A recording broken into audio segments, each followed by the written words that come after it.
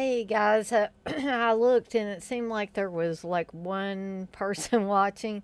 Um, I tried to give a little, I'm trying to give a little more advance notice of these live streams before I do them. Steve, as I've told you before, suggested to me that I do that because he said, deciding a few hours before you want to do a live stream um, is not enough time. It's not enough notice. And so uh, I guess I finally came around to his way of thinking. So um, he said, at least give them 2 or 3 days. Now, I will tell you before we really get into this. Hey, Dirk. Um, before we get into the subject at hand, that I am planning on another live stream tomorrow evening or night at 8 p.m. Eastern Time, where we're going to basically dissect the. Hey, Jay, we're basically going to dissect, or I'm going to dissect, and you guys can help me dissect the entire Phantasm series. Hey, John. Um, so, just a word of warning before I get started here. I am still sick. Surprise, surprise, huh? And I've tried to cover up the fact that I felt significantly worse today than I have like in the last few days. Um, and so I'm on antibiotics. I'm taking them twice a day to try to knock the fever and stuff out. My fever got up to 102 yesterday evening. When I take the antibiotic, it within an hour, I guess, or 45 minutes or so, um, no, John, you are not. I seen your message pop up there. You are not the only one waiting on vinegar syndrome. I am still waiting. I still have not got a notification that my stuff has been shipped, and it's making me more and more pissed as time goes on. Um, but back to my illness issue. I'm still continuing to run the fevers. The nurse practitioner that I saw for my second visit to the little clinic um, told me that they were reluctantly giving me a prescription um, for antibiotics because they really didn't think it would help, despite me saying the last time I was this sick, I had to take antibiotics for 10 days or whatever before I got over it. Now, I don't know if it's because I'm diabetic. I don't know if it's because I tested positive for COVID a couple of weeks ago. I just don't know. But whatever it is, it's nasty and it takes me down when it sets in. So, um, I've got another antibiotic pill in me. So, I'm hoping to feel a little bit better here shortly and be able to get through all the films that I want to get through tonight. And hopefully, I'll be feeling a little bit better tomorrow night so that I can, take a deep dive into the Phantasm series. Um, and I've been I've been kind of wanting to do that, like where I just talk about all of the films in that series. There are other series I'd like to do this with, the Friday the 13th series, the Nightmare on Elm Street series, and I would love to be able to get to those things, eventually. Um, let's see. So, John, you say you added twice to your order that weekend, so I'm thinking I'm dead last on the list. Well, we added once to the order because Steve wanted to add some things to the order. And so we did, but I wasn't even, and I didn't care that he added to the order, but I wasn't even thinking that that was going to push me further down the list of getting stuff. But I'm guessing that is certainly the case. that I guess every time you add to your order, it pushes you further down on the list of when you will get your stuff. Um, I was, or actually, Steve was watching Pop from Pop's Movie Dungeon uh, today. I don't know what video this was, but he was opening his stuff from Vinegar Syndrome, and I believe he had gotten a bundle and perhaps some other stuff. And he was mentioning Stanley, and I was like, damn, that's one of them that I'm getting, and I really want to see it. I didn't want to get the bundle. I just wanted to get, the horror high and a Stanley double feature, because I haven't seen Stanley in forever. I don't think it's been since I think it's been since my VHS days, like renting VHS. It was the last time I saw that movie. And I like stank movies. I like bug movies. I like rat movies. All that kind of stuff. Um, so, and even worm movies. All kinds of insect type movies. The ant movies. Kingdom of the Spiders. Even though the spiders give me the heebie-jeebies out of anything that kind of bugs certain people. Spiders are it for me, but I still watch, Kingdom of the Spiders and Tarantulas, the Deadly Cargo, and stuff like that. But let's see. John, you said that sucks. Did you have COVID? Yeah, about a couple of weeks ago, I tested positive for COVID, John, with one of those rapid tests, the home tests. Um, Jay, I may, I don't want to appear dumb, but I don't even know what psychoplasmics treatments are. Maybe you can um, shed a little light on that for me, because I'm honestly not familiar with it. But if it would help and it's something I could afford, I would definitely think about looking into it. Um, Dirk, you say you finally got an email from Vinegar Syndrome, hopefully tomorrow. Well, I'm hoping my email at least is coming soon. And Jay, you say Vinegar Syndrome sent your order last week. John, you say, I'm trying to add all these random slashers Errol is putting out on YouTube to watch before buying. They're selling a lot for $20 a piece lately on Amazon. So easy to click buy, but must resist. I totally understand. I understand that, John. Um, Jay, you said The Brood, Cronenberg humor. Oh, I got you. Jay. And I should remember that. I should remember that from The Brood. Unfortunately, that just totally slipped out of my mind. But yeah, if there was such a treatment like that, I don't think I want it after seeing The Brood. So, I did get my new lights in.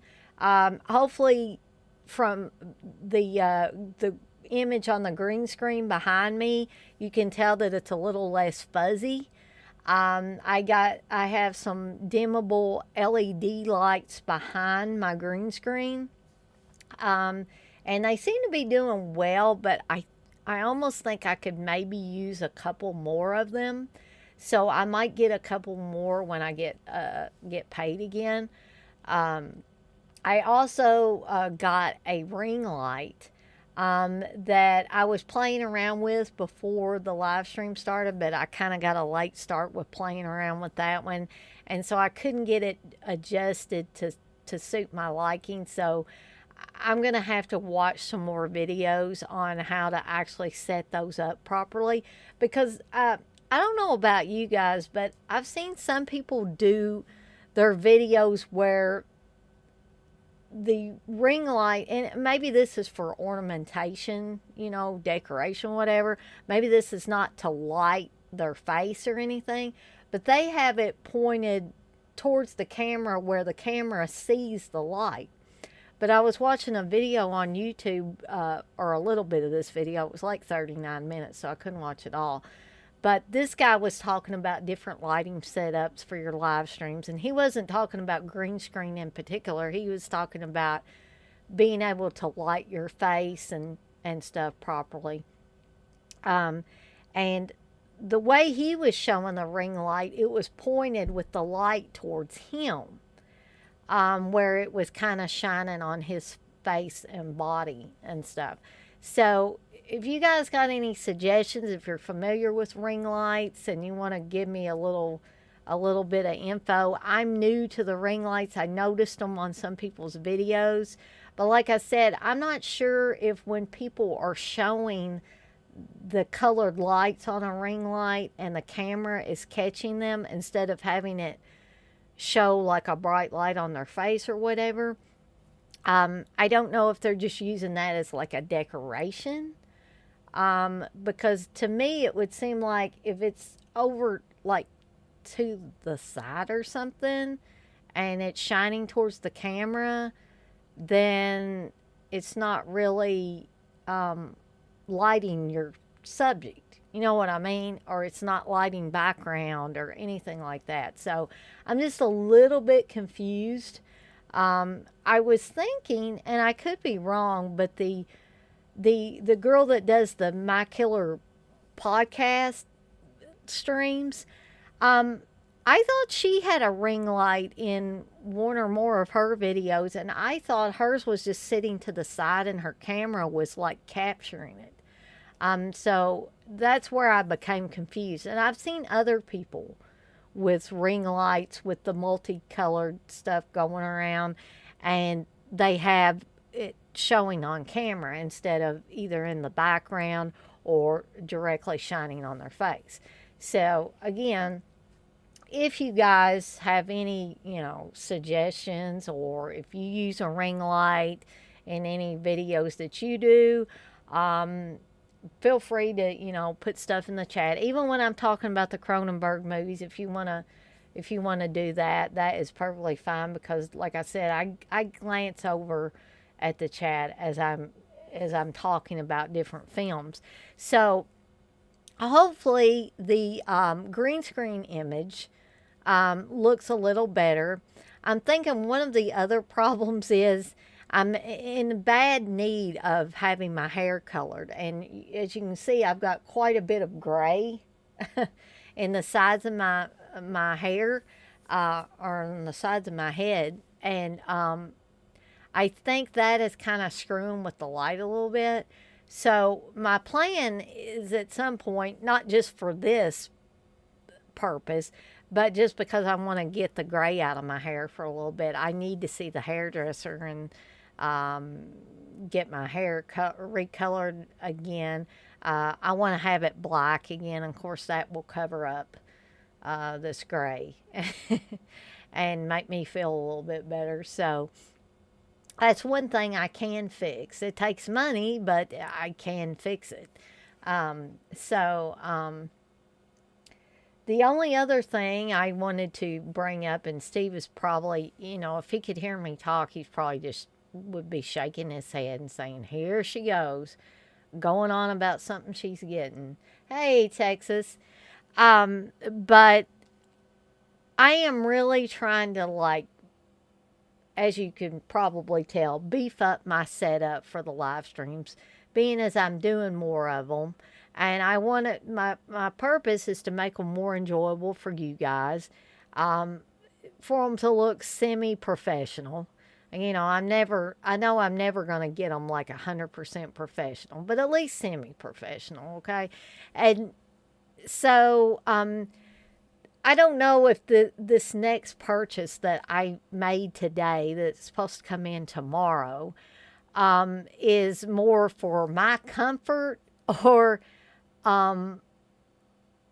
semi-professionalism, or a little bit of both, or maybe neither. I don't know.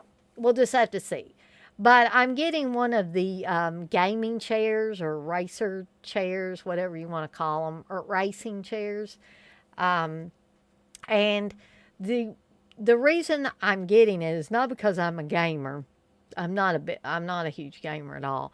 But because I see a lot of people, not only gamers, but people that do live streams, have these gaming or racing chairs. Now, granted, I didn't buy the most expensive one on the market because I thought that was ridiculous to spend 1,000, even $200 on one. So the one I ended up getting was $159 on Amazon.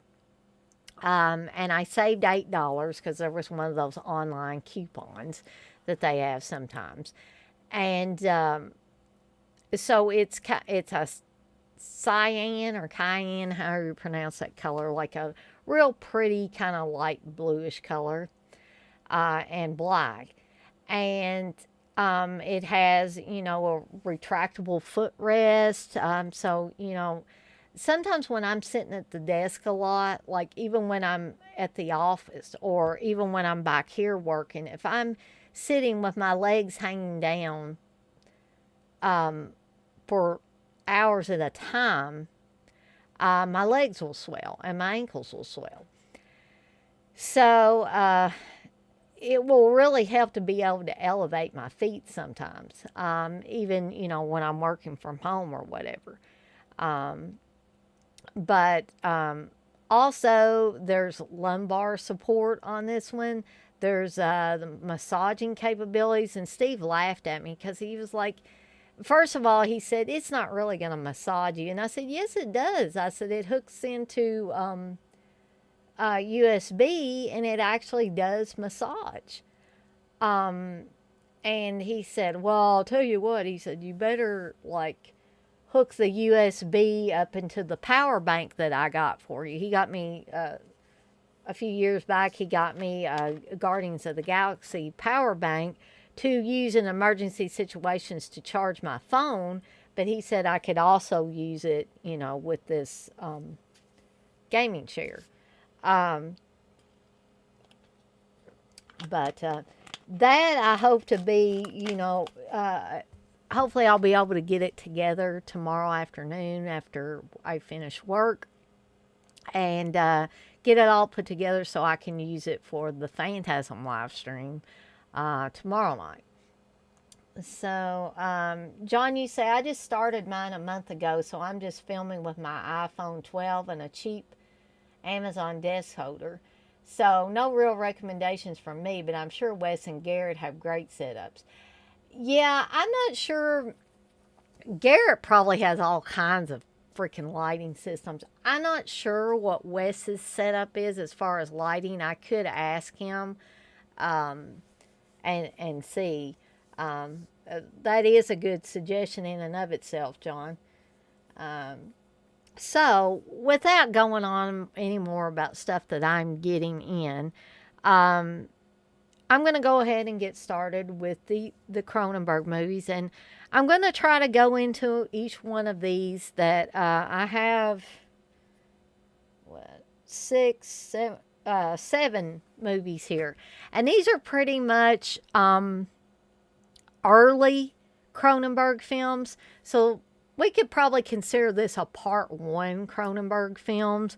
And then I'd like to at some point do a part two where I cover things like Spider, which I haven't seen for a long, long time.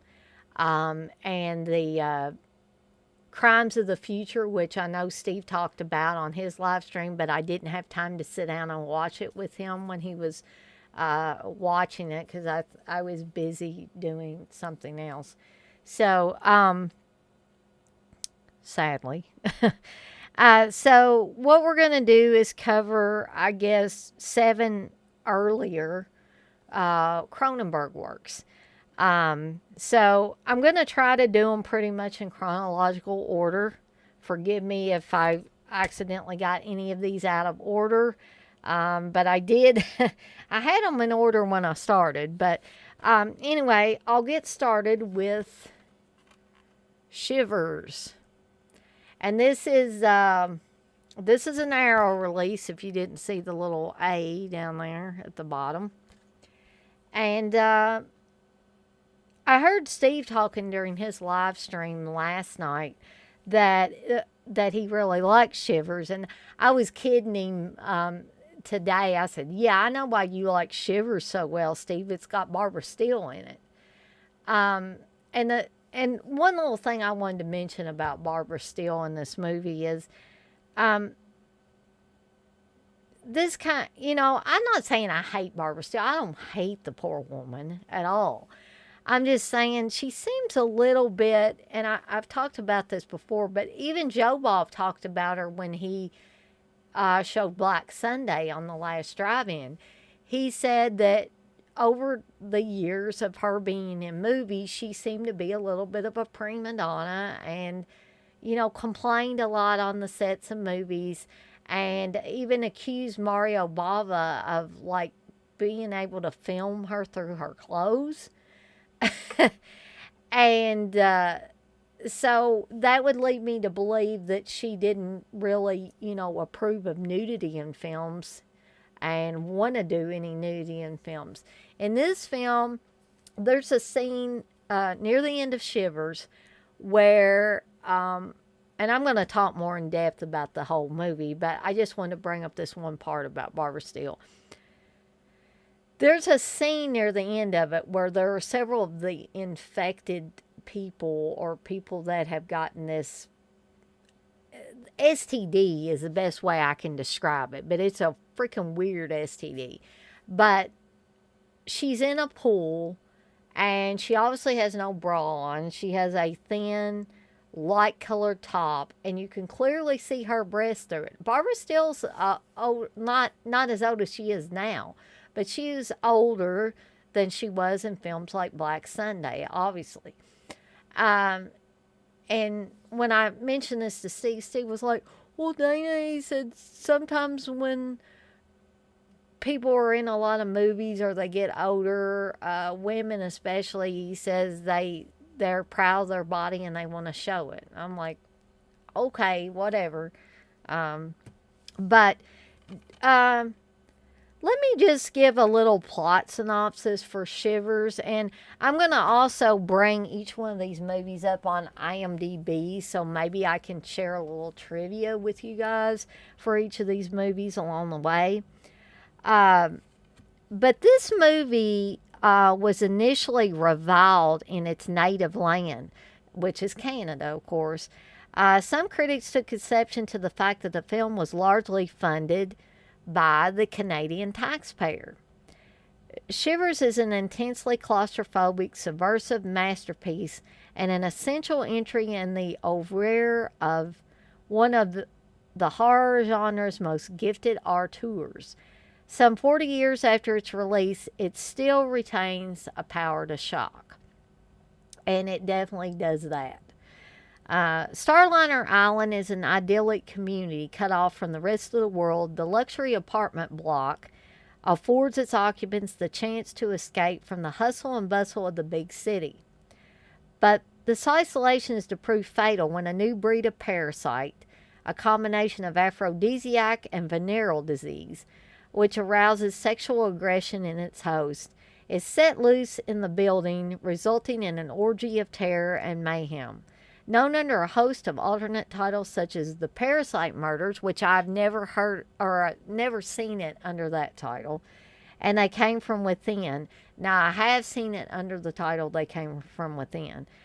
Shivers is a startling debut full-length feature from director David Cronenberg, which anticipates the body horror concerns of his later films such as The Fly and Videodrome, both of which we're going to talk about tonight. Texas, you say it took Julie Andrews years before she showed her boobs in SOB. Yeah, because, like, she was in 10, and I don't recall her showing her boobs at all in that movie. I mean, Bo Derek showed her entire body, but Bo Derek was pretty much known for doing that. Jay, you say, Dana, have you ever worked with actors? Still is no doubt difficult, but I'm watching the movie, not making it.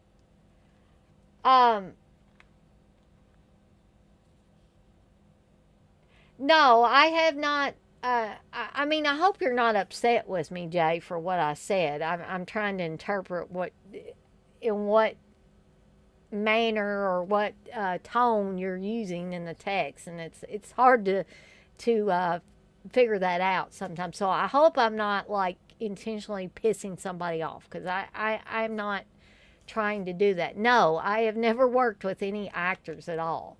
I'm just going by what other people in the business have said. And Joe Bob talked at length about Barbara Steele. And I would trust what Joe Bob says because he's been in the business so long. He's not a director himself either, but I think he is in the know and like knows a lot of people in the business of directing and producing and all that jazz. So I would trust what he said. I'm not, honestly, I'm not pulling this stuff out of my butt. This is stuff I'm hearing from somebody that I respect and trust their opinion. And when I watch something like Shivers, yes, I am watching the movie. I'm not thinking Barbara Steele is a prima donna. That just jumped into my head because of things that I had heard about her. So when Shivers came out and she was in it, um, I just thought it odd personally. So again, I hope I did not piss you off. And again, I'm trying to determine your tone, and it's hard to do with text only. So I hope that I'm not reading into that what I shouldn't. Okay. You say, "Oops, happy face, no worries." Oh, well, okay. No worries on my end either. I just wanted to make sure that I wasn't intentionally, unintentionally, I should say, upsetting someone. Um, Dark, you say Cronenberg said the chick that was married to the dude with the stomach slug made Cronenberg slap her every time she had to cry. Yeah, it seems like I had heard that too, Dirk.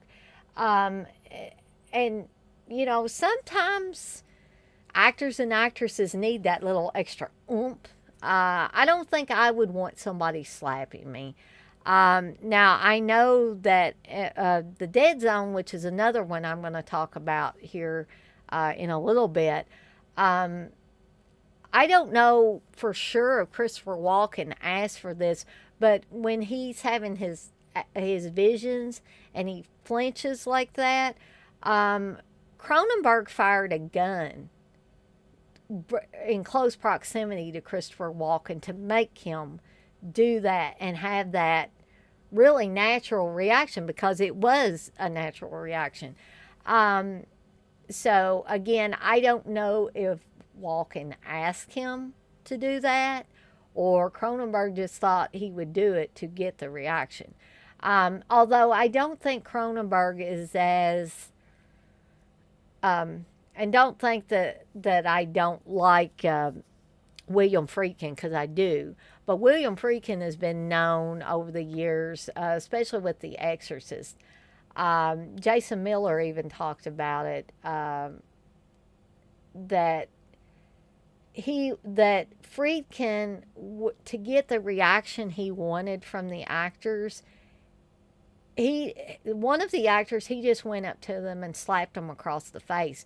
But this was one of the guys, I think, that was a real priest, and he was not giving the emotion that Friedkin wanted. So between scenes, Friedkin just walked up to him, wailed him across the face. And so this guy said, when I was shaking and raising my hand and doing the last rites for Karis, he said that was because I just freaking got slapped across. I mean, he didn't say freaking, but he said, William Friedkin just slapped me across the face right before that scene. So, some directors, I guess, are a little harsher with their methods than others. And others, I guess, will wait for an actor or actress, if they're struggling, to come to them and say, hey, I need that little extra push. Can you, you know, I know I've heard of some people say that to get them to cry on screen, they have to be told to think about a really sad circumstance in their life, the loss of a pet, the loss of a loved one, to get them to cry on camera. Um, see, John, you say, yeah, Joe Bob is a pretty straight shooter. He's the closest thing to a cult film historian will ever get. I agree, John, and he doesn't. Joe Bob doesn't play favorites either. He's not going to be anybody's lackey. He's going to tell it to you straight. If he doesn't like a movie, he won't give it as many stars as one that he does really like. So that's another reason that I trust his opinion.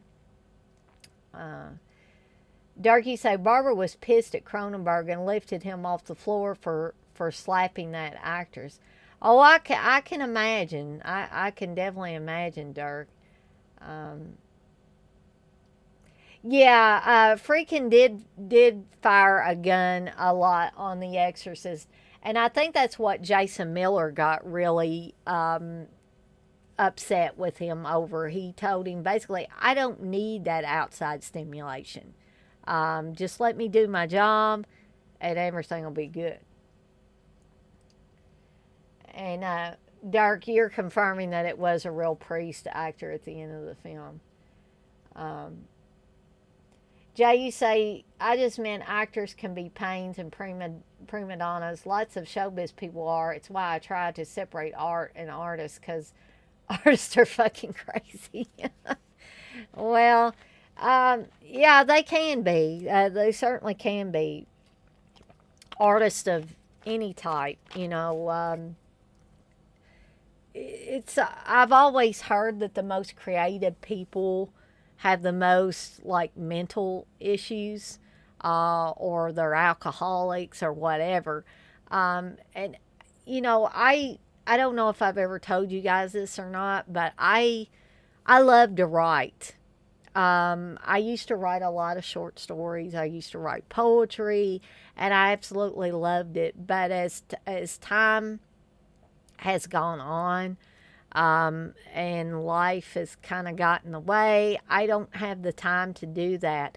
I would have loved to have been like Stephen King and eventually been able to stop a 9-to-5 job and be totally devoted to writing and be able to support myself and help Steve out with a writing career.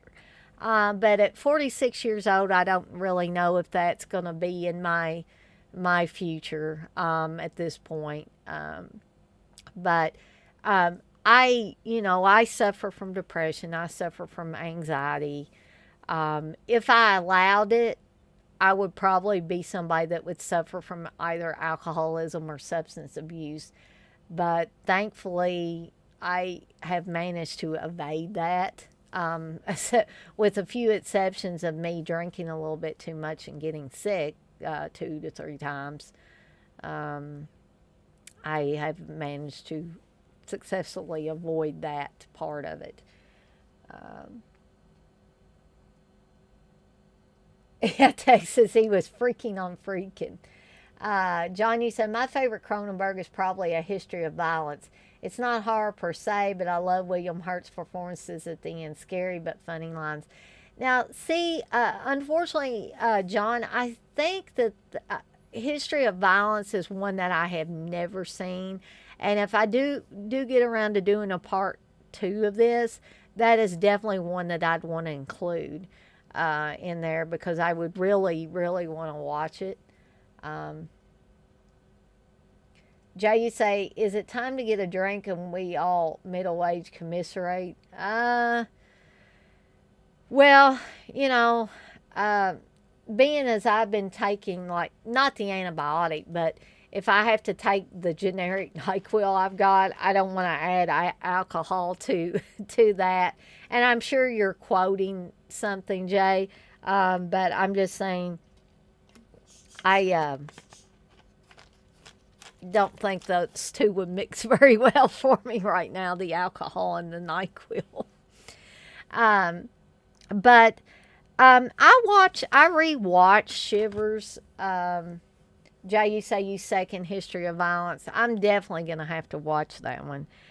Um, to go back to Shivers though, but y'all feel free to keep chatting in there.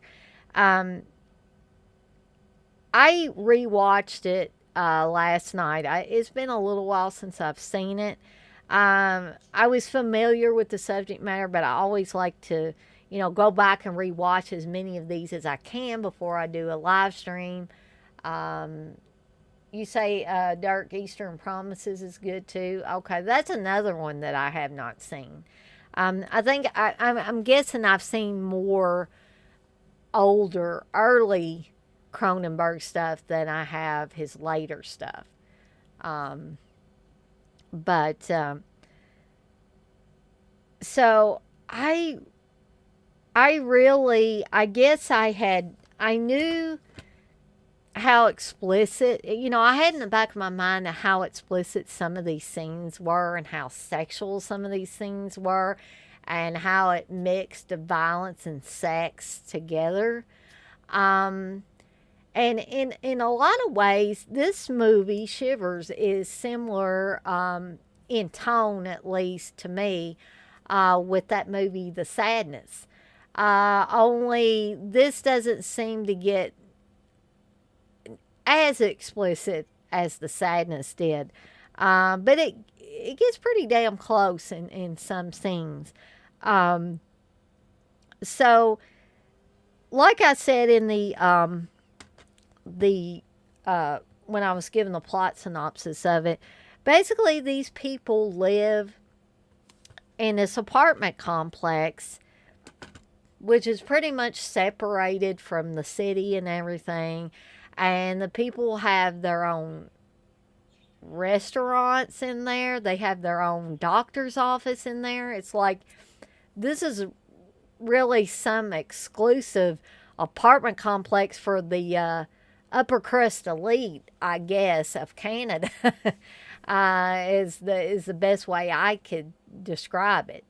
But you have a variety of people that live in this apartment complex, and you see a couple come to the complex at the beginning, and they're thinking about getting an apartment, and evidently they do end up getting an apartment because you see the man show up later after the parasite is pretty much, or parasites, I should say, have taken hold of most of the residents of this apartment building. Um, but while you're seeing the scenes of this couple meeting with the apartment complex manager, you see what looks to be a schoolgirl, maybe 16, 17 years old. I think they may list her age as 16, who is it seems she's trying to blockade herself into a room, and this old man is trying to get in there to her. He's like basically beating on the door and stuff. We find out later he's a professor, and he's been kind of messing around with this girl since she was quite young, which is bizarre. But when you first see them, you're not sure if this is her dad, and why is he trying to attack her? Why does he end up attacking her? And we don't find that out till a little bit later. But what ends up happening is he basically knocks her out, tapes up her mouth, cuts her body open, and pours like acid in there. And at first we don't know why he's doing this. What is he trying to destroy? I mean, is he just batshit crazy? What's going on here? Then he slits his throat. So we kind of go on from there. There's another man, Nick Tudor, I think they call him, or Tudor, however you want to pronounce it. And he seems to be like a business type guy. And the lady that you guys were talking about earlier that wanted Cronenberg to slap her to get her to cry, she plays his wife in the movie. She plays Nick's wife. And evidently Nick and several other men in this apartment complex have been fooling with this the young girl that you've just seen eviscerated and acid poured into her body cavity. And it seems that as time goes on, we realize she had some kind of parasite that works, just like I said in the plot synopsis, that it's a combination aphrodisiac and venereal disease. But these parasites cause it, and you guys are probably going to laugh, but I thought these daggone parasites looked like a penis. and perhaps that was what Cronenberg wanted from the you know, one of I guess that's maybe the design that he wanted. I'm not really sure. But they sure as heck did look like penises. To me, they did. And so Nick seems to be very ill, and he's got something that's moving in his stomach that turns out to be a parasite, and he must have multiple parasites in him because he vomits up some, and they end up, falling out of the building. He like throws up over the balcony, and one goes on this lady's umbrella, and it's kind of funny. And that these two old ladies think it's a bird, and and then you see the little parasite kind of crawl off and go into a vent.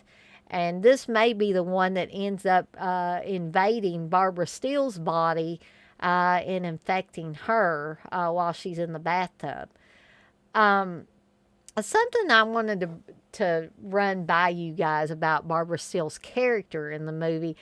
I told Steve today that upon rewatching this movie, I felt like Bette, Barbara Steele's character in the movie, seemed to have lesbian tendencies because she was really, really close with Nick's wife. They seemed to be friends, but it always seemed like there was an undercurrent with Bette that she really wanted to be more than friends with Nick's wife. And she, basically she was like, yeah, if you have the doctor come look at Nick, come on back and we'll hang out and drink some wine and all, and she seems sort of,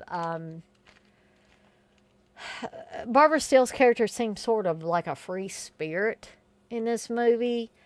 She dresses kind of hippie-ish, especially in one scene where she's got like it seems like a peasant top and some jeans on.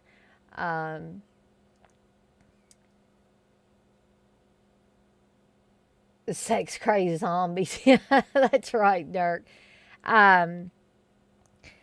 But so I'm not 100% sure, but it just seemed like there was a lesbian undercurrent going on there that kind of ends up culminating after Bette is infected with this parasite and basically comes on to Nick's wife, and there's a close-up scene of a kiss between Nick's wife and Bette, and her throat, you can literally see what's supposed to be the parasite going into her throat. And,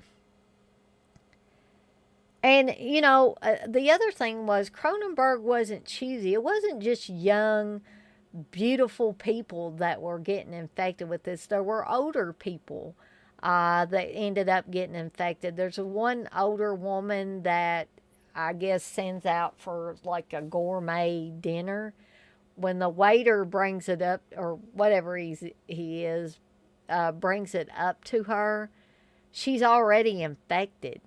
She gets infected down in the laundry, and she kind of peeks out the door when he gets there, and she's, I'm hungry. I'm hungry for love. And she basically attacks him, and you see him later after he's infected with the parasite. Meanwhile, you have Dr. St. Luke and his nurse, played by Lynn Lowry, um, who seem to have, I'm guessing, a romantic relationship. And the nurse, uh, Lynn Lowry's character of the nurse, is not too shy about just stripping off her clothes in front of Dr. St. Luke. So, he's on the phone talking to somebody, and she's just literally just taking off her clothes. So, I don't think Lynn Lowry was ever really shy about, taking off her clothes on camera. And that doesn't make her a bad person. I'm just saying, there have been several movies with Lynn Lowry in them where she got naked. John, you say, I think it's a damn shame The Fly didn't win Best Picture in 1986. That movie is so awesome. I agree with you about that, John, on there's so many reasons why, but there's one big reason that I'm going to talk about when I get to that one. But I want to save it till I get that one. Probably is going to be the last one I talk about in this group of movies. But it doesn't hurt anything that you mention that. You say, I mean it, I get it. I get it. The Oscars hate anything weird. Yeah, it's like something that's artsy fartsy or something, they'll want to give it an award, but, heaven forbid they should give it to a horror movie. There may be a handful of times that they've done that, but it doesn't seem like they like to. So that's the basic story of what this is about. I am not sure. Maybe one of you guys noticed it too. But the scene where Dr. St. Luke and Lynn Lowry's character of the nurse are, because it spends a lot of time with them trying to escape these sexually depraved, infected people. The movie spends a lot of time with them. And so there's a scene where they're going through what appears to be a hallway with like slatted wood. Like, I think they're in like the basement part or basement area of this apartment complex. And, at this point, Lynn Lowry is already infected with the parasite because there's this really cool scene where she's talking about a dream that she had where she basically tells Dr. St. Luke that everything is sexual, even breathing is sexual and all this stuff. And then all of a sudden she opens her mouth and one of those penis-looking parasites peeks out of her mouth. So he ends up having to punch her to knock her out and then wrapping some cloth around her mouth in an attempt to keep the parasite from coming out and attacking him. But I think it's after that they're walking through this hallway. And all of a sudden these people with this virus or this parasite start reaching their arms through these slats in the wood and trying to get Dr. St. Luke and Lynn Lowry. And I see one of the guys looks a lot like David Cronenberg. I'm pretty sure it is David Cronenberg. Did anybody else notice that in that scene and can shed some light on it? I mean, when I look it up on IMDb, I can also look and double check that. Dirk, you say Videodrome and Scanners are my favorite. I can't pick one. Yeah, well, I have major trouble trying to pick my favorite Cronenberg film because I like so many of them, especially the early ones. Um, Jay, you said the beautiful people don't want body horror stinking up their ego driven. That's right, Jay. Darky say, yes, Silence of the Lambs one, but they called it a psychological thriller, lol. Yeah, they always have to, like, even if they want to give something that would traditionally be considered a horror film an award, they have to, like, try to change the genre or something so, it doesn't dirty up their award ceremony. Um, Jay, you say, Dirk, I can't pick a fave. The Fly, Videodrome, The Brood. I just basically love all of the older films, his early films. Yeah, I just have a problem with just picking just one favorite. It's very, very hard. Um, but I'm going to bring up, and I'm going to try to do this for all of these. I'm going to actually, I should have already had IMDb open, but I didn't. But I'm going to bring it up, and I was going to see if there was any trivia about Shivers that I could share with you. Also, this is, I don't think I said, but this is from 1975. It's a relatively short film. It's only an hour and 27 minutes long. Um, but I'm just going to look real quickly and see. Actually, I called Barbara Steele's character Bet. It's Bets. Paul Hampton plays Roger St. Luke. Joe Silver plays Rollo Linsky. And he's going to also be in Rabid, the film I'm going to talk about after this one. Lynn Lowry is Nurse Forsyth. Barbara Steele is Betts. Susan Petrie is Janine Tudor. Let's see.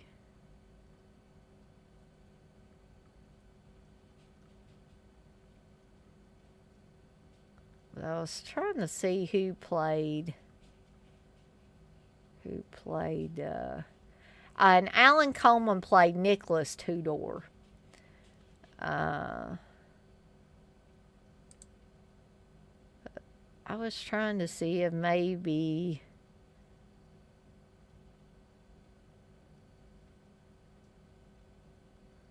And the girl at the beginning who basically gets eviscerated and acid poured in her body cavity is called Annabelle, and that actress is Kathy Graham that plays her. Okay. David Cronenberg is listed as infected crowd member and stabbed shoulder. He is uncredited in the movie, so I'm guessing that was him that I saw in that scene very quickly.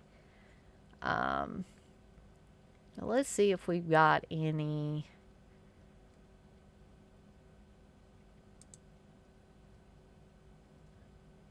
trivia for this movie. Yeah, well, this actually, I believe Dirk brought this up. Susan Petrie was unable to cry, so David Cronenberg used onions to help her produce tears. It worked, but the camera was out of focus when the scene was shot. And by that time, Cronenberg was out of onions, so Petrie agreed to let him slap her on the face. He slapped her until her face went numb. That's when Barbara Steele was not. She wasn't informed that this was what was going on, and she thought Cronenberg had been beating Susan Petrie. After the last take was finished, she angrily confronted Cronenberg, holding him off the ground by his collar as she shouted at him, threatening to beat him up.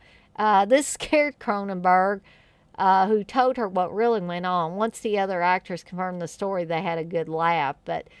That's a pretty interesting story. Canadian journalist Robert Fulford attacked the movie in the magazine Saturday Night. Since it was partially financed by the National Film Board of Canada, Fulford headlined the article, "You should know how bad this movie is. You paid for it." David Cronenberg said the article not only made it more difficult to obtain funding for his subsequent movies, it got him kicked out of his Toronto apartment. David Cronenberg has mentioned that he believes Dan O'Bannon borrowed heavily from the creatures in this film for his own movie, An Alien. Cronenberg stated, "I have to say that some of my images, like this parasite, ended up in things like Alien, which was more popular than any of the films I've ever made. But the writer of Alien has definitely seen these movies, Dan O'Bannon. The idea of parasites that burst out of your body and uses a fluid and leaps on your face, that's all in shivers." As recently as 2015 Collider interview, Cronenberg mentioned how Alien totally ripped off things from my movie Shivers. David Cronenberg cast Lynn Lowry as Nurse Forsyth because of her haunting eyes and strange screen presence, which I would totally agree with that. David Cronenberg laments not having the benefit of CG to make the slug look better or at least erase the wires. But he's okay with it as a product of its time. Unlike George Lucas, I had no desire to go back and correct it with modern technology, and I personally am glad he didn't do that. Let it live in the time that it existed with all the flaws. That's where it belongs. Now, I just heard something. I don't know if you guys heard it on the camera or not, but it sounds almost like it might be thunder. And so, I hope I do not lose power. Or we will have to do this, finish up this live stream at a later time. Some moron is also letting off fireworks as well. But let's see. This was David Cronenberg's first feature film. It became the most profitable Canadian film ever made at the time. It was also so controversial that Canada's Parliament debated its social and artistic value and effect upon society. Here's something interesting, and I did not notice this. Every scene contains something yellow or gold. The poster on the basement wall is the centerfold of Playboy's Playmate of the Month for October 1971, Claire Rambeau. Written under the title Orgy of the Blood Parasites, but it was filmed under the title The Parasite Murders. In the U.S., it was retitled They Came From Within, which David Cronenberg found clunky. He also never really liked Shivers as a title either, but he could think of nothing better. Joe Blasco handled the special effects as there wasn't a Canadian industry in the field yet. There had not been a serious horror film made in Canada to that point, which is that's really interesting as well. Let's see.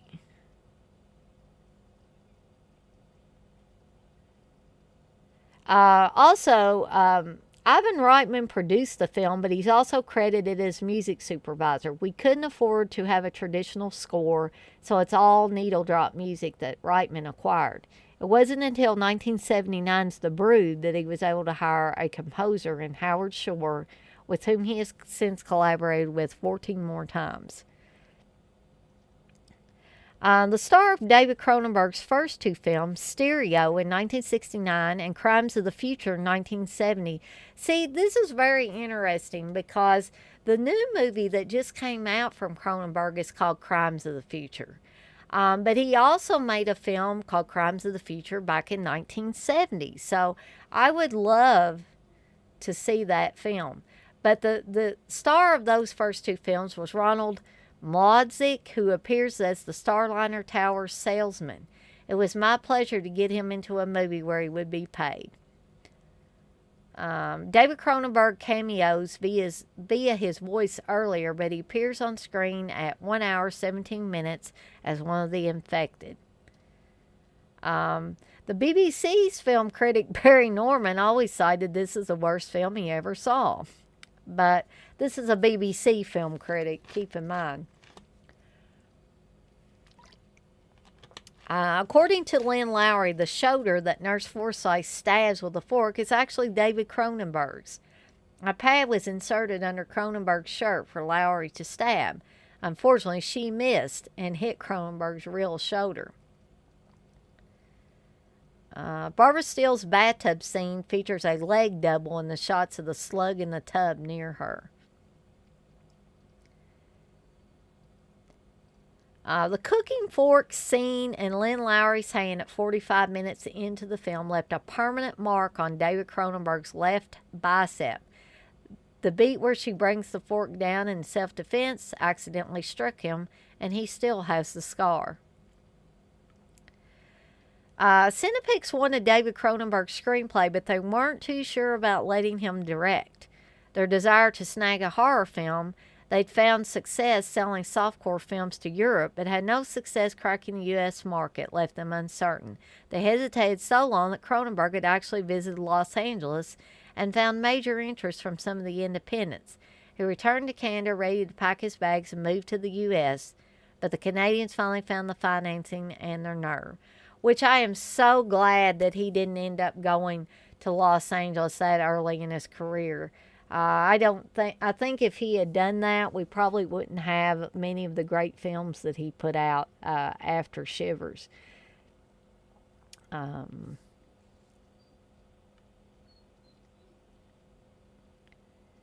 David Cronenberg's films are sometimes criticized for being too serious despite being secret comedies, and Cronenberg seems surprised. They agree that people are often nervous to meet him, though. Oh, that's true. They think I'm going to kill them. According to Lynn Lowry, she didn't get along very well with Paul Hampton during the shoot. So that's kind of interesting, being as she was on screen with him a lot.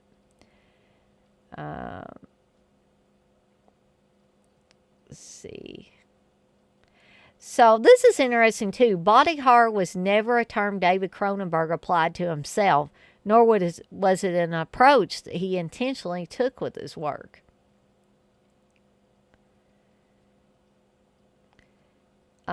This is interesting because I'm going to talk about the special features on this, but David Cronenberg was sick with a code virus as he recorded his commentary track for a movie about a plague of another kind. Barbara Steele in the pool, where her shirt becomes translucent and reveals her nipples, is the closest she will come to showing any actual nudity during her career. This is interesting too, kind of. Some articles list Susan Petrie as being a porn star, but she only appeared in one X-rated film called Loving and Laughing in 1971, before David Cronenberg cast her in this, and didn't even appear nude in it, let alone have sex.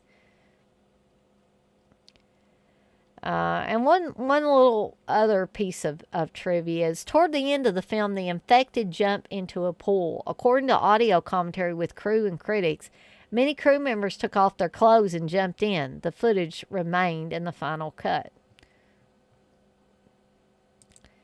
And just a little fun here. There are some goose in the film. There's a continuity goof. While the nurse is in the apartment with the old couple, she locks the door with a chain. When she leaves, she unlocks the door and leaves the chain unlocked. Later, when the mob tries to break down the door, it's locked and chained.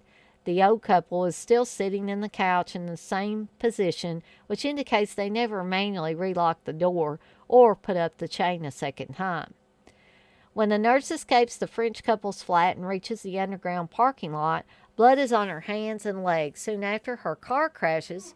When she climbs out of the front window with the doctor, there is no blood on her. I think I did notice that last night when I was rewatching it. There is crew or equipment visible in the theatrical version. The wire that moves the parasite is visible in the garden after it falls onto the old woman's umbrella. The wire is invisible in the home video editions. There are also some factual errors. In the credits, the room described as the dentist office is filled with optometry equipment.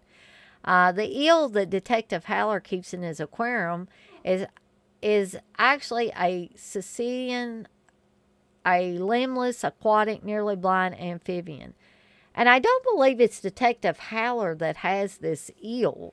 I believe it is Joe Silver's character of Rollo that has the eel, if I'm remembering correctly. There's also a revealing mistake. When the parasite attacks Bets in the bathtub, it removes the drain plug and comes out of the drain. The water level remains the same until the following scene when she gets out. Okay. So, let me, I was off on the website, so I missed some of y'all's comments here. Guys, I do apologize. I'm going to have to, like, put the lovely Evil Dead background on for you because Brandon's having a fit back there and he probably needs to either be let out or get his sleeping pill or both. And I'm afraid he's going to wake Steve up, and Steve is not going to be none too happy if he gets woken up. So I will be right back.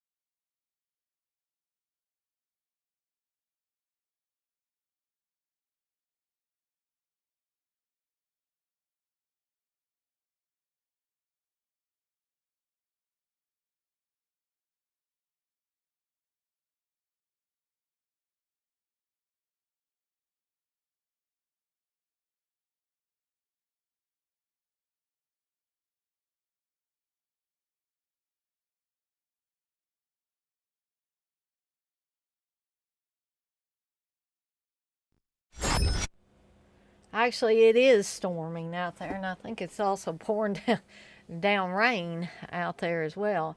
Hopefully, Brandon will settle down now. But let me let's see here. Dirk, you say, yeah, Jay, those are all great. I can't say he has a bad film. Can't say that for many directors. Yeah, I agree, Dirk. I think I said this the other night too that I can't. Usually most directors will have at least one or two bad films in them. Dirk, you say Existence Ain't Bad is probably my least favorite. Cronenberg as Dr. Decker is great in Nightbreed. Yes, definitely.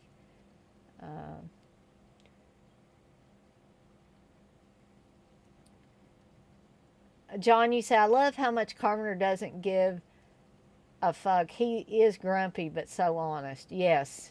And I would prefer that people would just be honest, especially about, their work, perhaps what other people think of their work and how they don't agree with that. I mean, rather than just going along with everything and not having any real opinion. Darky say, yeah, he's a miserable bastard. LOL. I don't know if I brought this up or not before, but since y'all brought up John Carpenter, I will say that I met him at the Fright Night Film Fest in 2010, 2011. Steve and I were dating during that time, and of course, we went to Fright Night together that year, and I met John Carpenter, and John Carpenter was actually less grumpy than he actually wasn't grumpy at all, seemingly not grumpy at all with me, and seemed like he really wanted to talk, but it was earlier in the day, maybe as time goes on, or maybe, he's gotten older, of course, in subsequent years, and maybe he just doesn't feel as well. I don't know. Or it could be that he's just, as you say, a miserable bastard, Dirk. John, you say, I saw in an interview where Carpenter stopped going to the Masters of Horror dinners because of Cronenberg not looking at him. It was like, David's an artist now, LOL. He's so catty. Johnny said, but I could see how David Cronenberg may take himself too seriously. He seems very hipster, extremely talented, no doubt. Yeah, I think Cronenberg kind of walks a fine line in that respect. But I do think he's a great interview subject. I love to watch interviews with the guy. Durkee said Carpenter was just mad because David didn't make any shitty films unlike old John. LOL. John, you say, yeah, I prefer John Carpenter, but no doubt David Cronenberg has made more consistent good films. Dirk, you say, I always think about John stealing from Bob Clark's Black Christmas for Halloween. It pisses me off Bob wasn't as recognized. Yeah, even though I respect John Carpenter, I really respect Bob Clark too. And to add insult to injury, poor Bob Clark's life was cut short in an automobile accident, which was totally not his or his son's fault. Which makes it, even more tragic.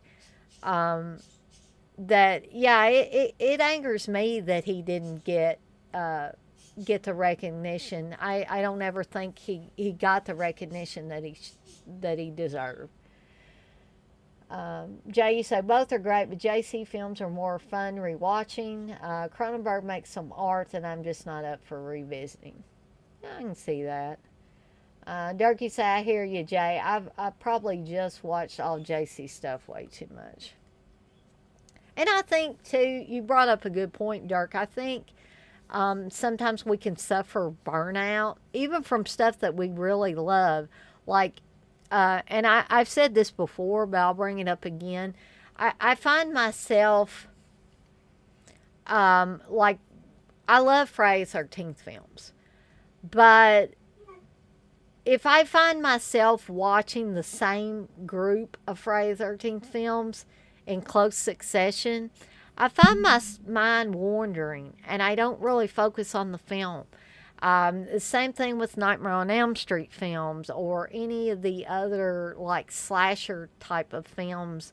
I find myself tuning out. So it's better in my case if I take a break from some of that stuff that I really, really love so well and try something different for a change, then try going back and watching those again. I'm better able to focus on things like Friday the 13th films. John, you say, I always wondered if Ted Bundy knew about Black Christmas because that sad 1978 Chi Omega murders were just like the plot of Black Christmas. Yeah, that's creepy. Yeah, if you think about it. Texas, you say, I love Bob Clark, but putting out shit like Baby Genius, ugh. Guys, I am so sorry. I don't know what to do with Brandon Lee back here, but hold on just a second. I want to put the background back up.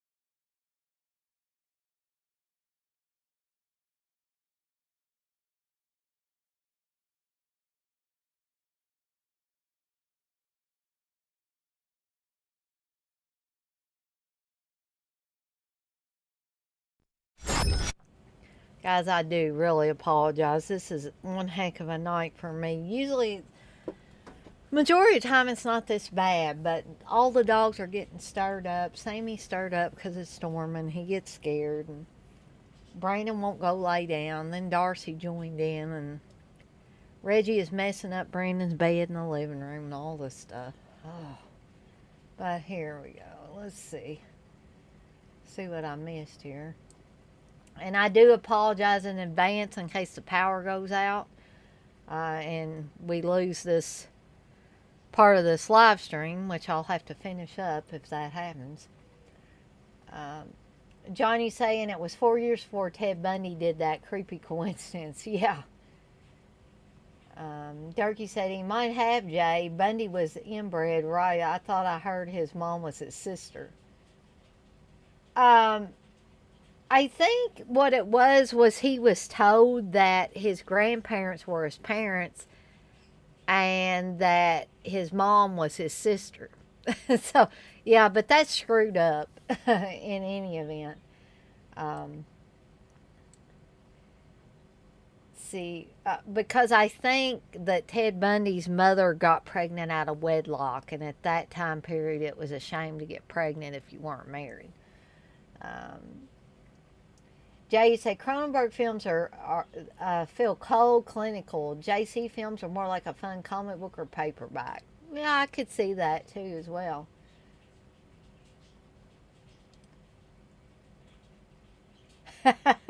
That's okay, Jay. It's fine.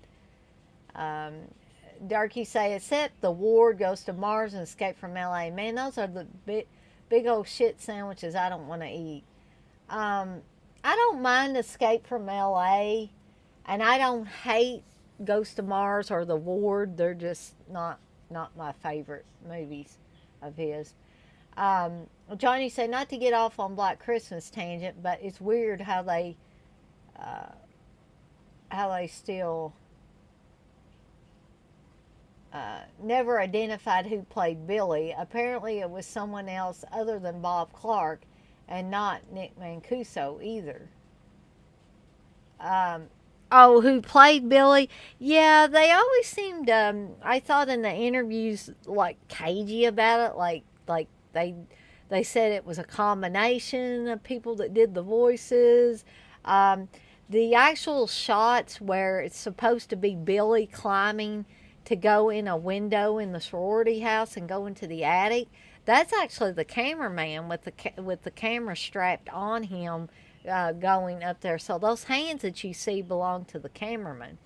But yeah, I understand totally what you mean by that.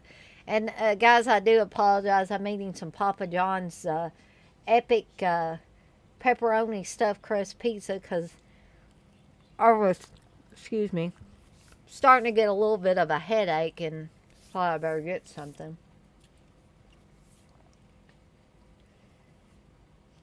John, you say you heard it may have been the cinematographer, but it's never confirmed. That's the mystery. Actually, they, like I said, the when you see what turns out to be Billy climbing to go into the attic of the sorority house and sneaking in there, the hands you see there are the cinematographer's hands. But I cannot guarantee that every shot where you supposedly see Billy, that that's the cinematographer as well. But I do know in that one shot it is. Uh, Durkee said, glad they never showed his face, just that creepy eye. That was I'll tell you what, that scene where it showed his eye and he's saying, Agnes, it's me, Billy, that scene was super creepy. Um, and the phone calls progressively got more and more creepy as time went on, in within the film. So, but yeah, I love that eye shot. That is iconic, to me. But um, just so we can move along a little bit here, you guys, if you want to go on about Black Christmas, feel perfectly. That's perfectly fine to do so. I will keep glancing at the chat. Um, Hold on, guys. I'm not even going to turn the background on. I'm just going to go look and see what's going on and why they're making that noise in there.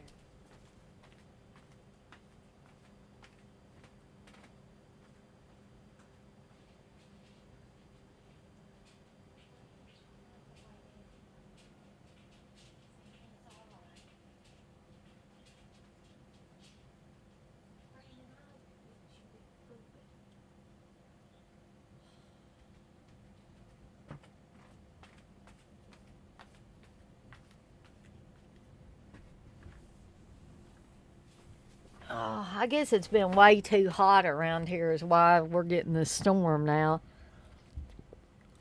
Because we've had days of 90-degree weather, so. Um, no, Dirk, that is perfectly fine. I don't care at all. Like I said, I enjoy, we can go off on tangents, we can deviate from it. I just thought I would get back to what I was talking about, and y'all can talk about this. You can talk about Black Christmas. It doesn't bother me in the least. But I figure if I don't want to be here at 2 o'clock in the morning, then I better start getting through some of the rest of these movies. Um, John, you say if you Google Billy from '74 movie, you can see a lightened image of his face when he's about to stab down. It's an odd face, LOL. I'll have to take a look at that, John, because I've never tried specifically searching that way. Um, but I'm just going to go over the special edition contents of this Arrow release of Shivers. Um, let's see. You get the high definition presentation of the full original Canadian cut. Parasite Memories, The Making of Shivers, a brand new documentary featuring interviews with stars Barbara Steele, Alan Coleman, and Lynn Lowry. Special effects genius Joe Blasco and film critic Kier La Jeunesse. On screen, an episode of the Canadian television program which documents the release history of Shivers, featuring interviews with Cronenberg and co-producer um, Don Carmody, as well as other cast and crew. From stereo to video, a specifically commissioned video essay by Calum Vatnsdal, author of They Came From Within, A History of Canadian Horror Cinema, which is a book that I would like to read, charting Cronenberg's career from his experimental beginnings through to Videodrome, his first major studio picture, original theatrical trailer, reversible sleeve featuring original and newly commissioned artwork by Nat Marsh. And I will show you quickly here the other artwork. Maybe, if I can get the disc out here. I also like this artwork too. Actually, I kind of like this artwork better than this, but that's just me.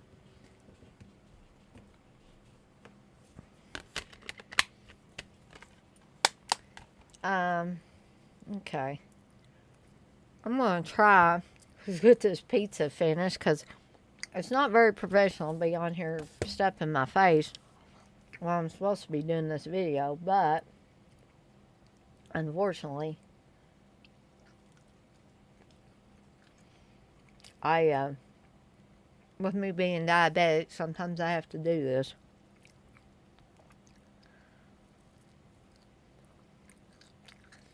But while I finish that, y'all feel free to put some more stuff in the chat. I agree, Dirk. That was a really cool thing that John brought up because, like I said, I have never really searched for it that way. I did try it one time to try to figure out who Billy was within the, like, not who the actor was playing Billy, but who Billy actually was. Because I think Bob Clark might have played around early on with, having your traditional reveal where it was somebody like maybe Chris, the boyfriend, or I think they did actually, I don't know if they filmed it, but I think they did kind of toy around with Chris being the killer. So he would definitely be one that you wouldn't suspect because he seemed to be pretty much a straight ahead, a typical boyfriend character with no, weird quirks or anything.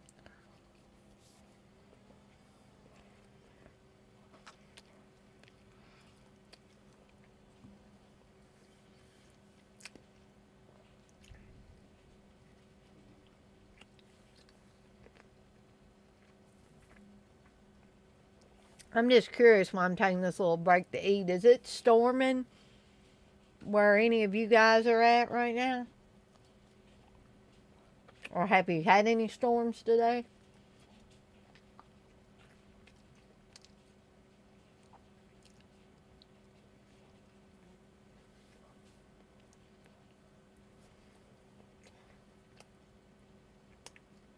John, you say it's storming where you're at?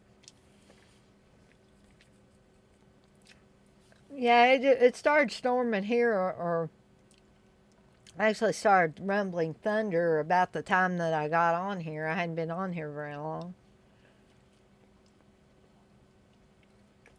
But dang, it's been so hot. You knew something was going to have to give at some point. That's why I'm a little bit concerned that we might lose power around here. Yeah, it's definitely been hot and humid here, too. Which, when it's hot and humid like this, it doesn't really, it's not conducive to making you feel better when you're already sick anyway. Oh, Dirk, you just watched Turkey Shoot with Olivia Hussey? And you say it's raining there?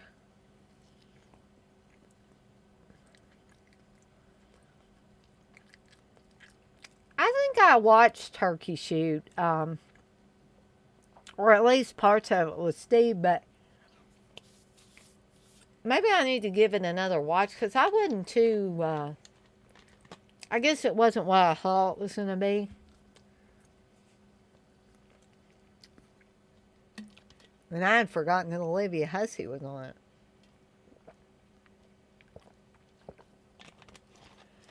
But now that I've finished that pizza, I'm going to move on to the second film in my group of films I was talking about.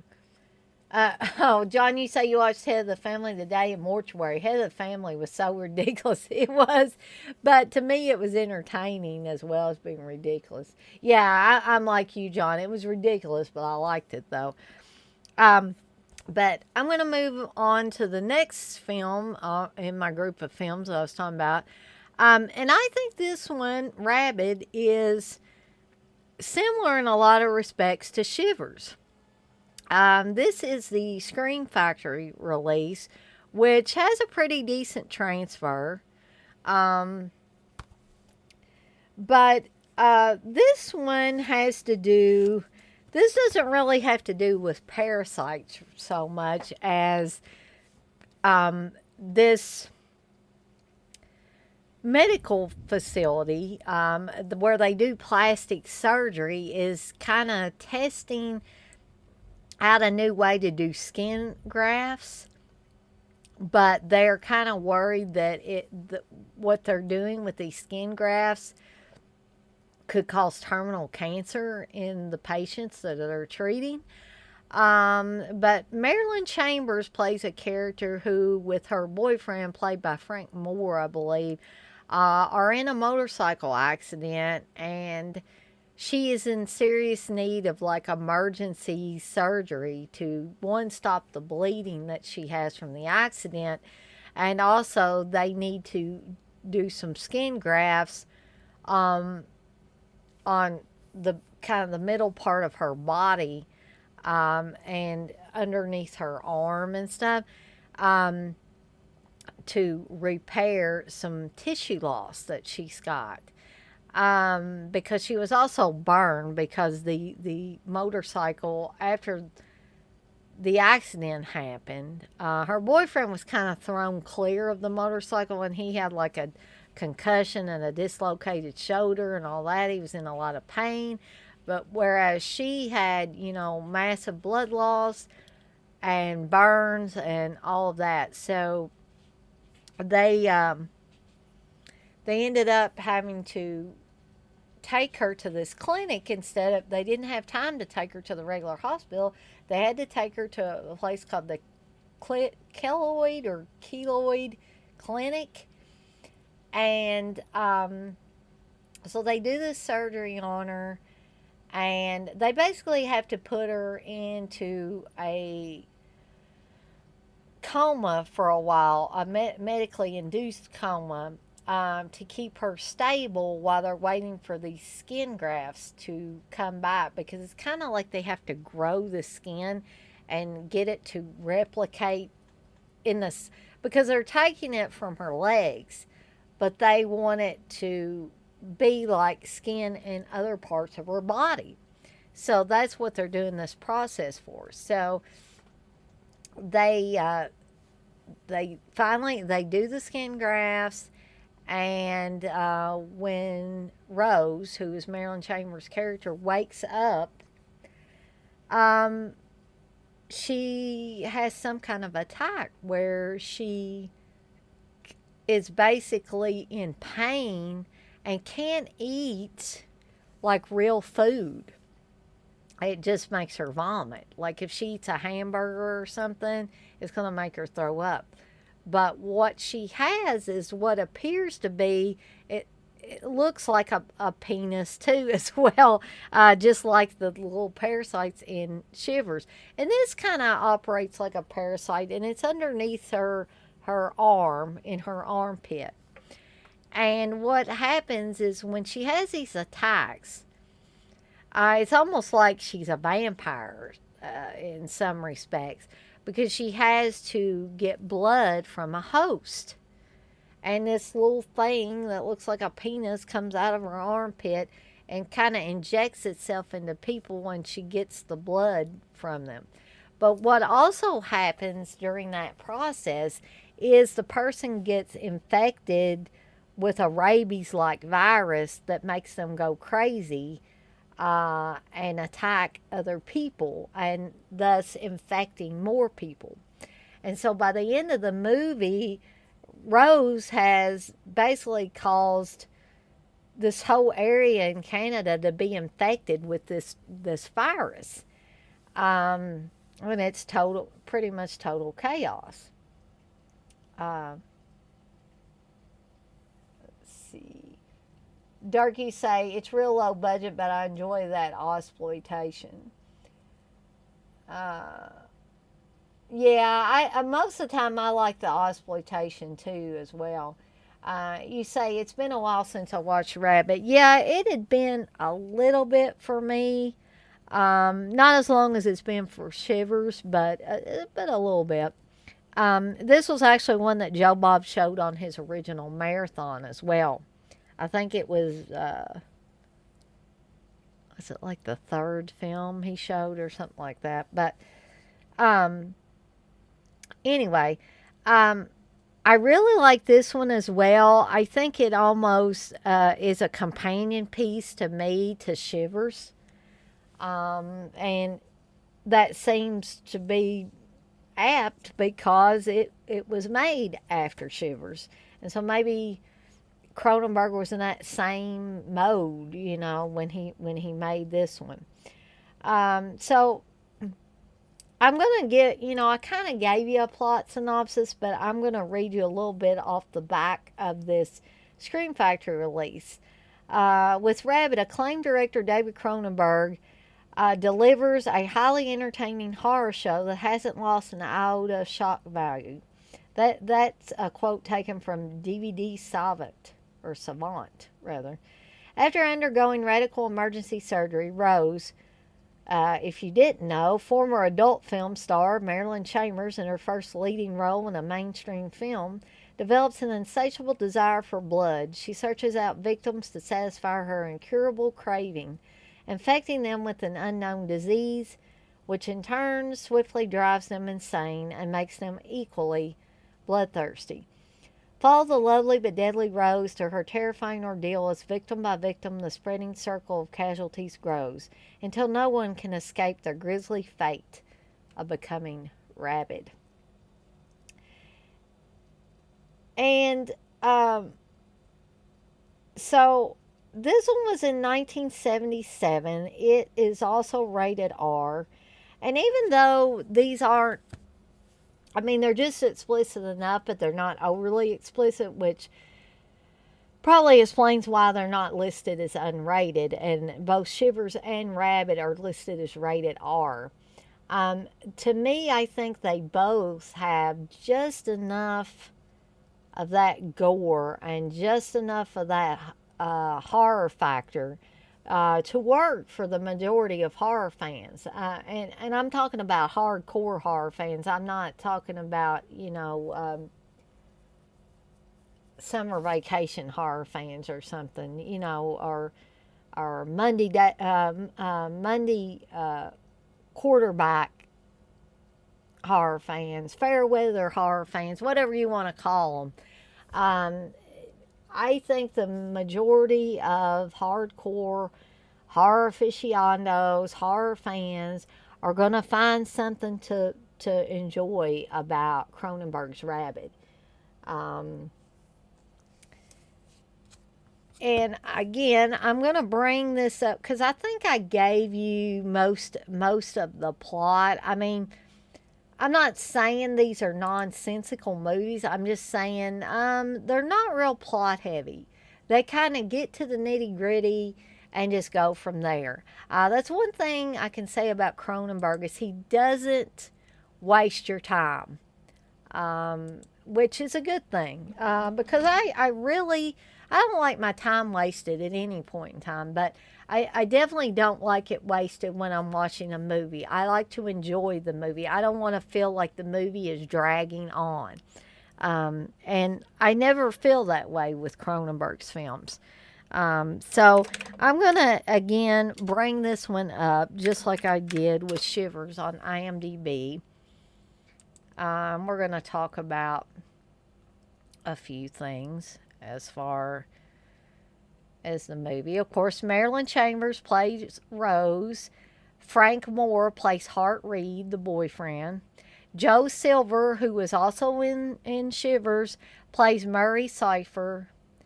Howard Rishpan plays Dr. Dan Keloid. Patricia Gage plays Dr. Roxanne Keloid.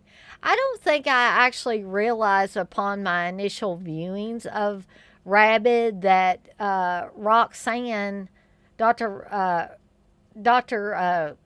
guess I didn't realize that her name was also Dr. Keloid, that her and Dan Keloid were married until this most recent time when I was watching it. Victor Desi as Claude Lapointe.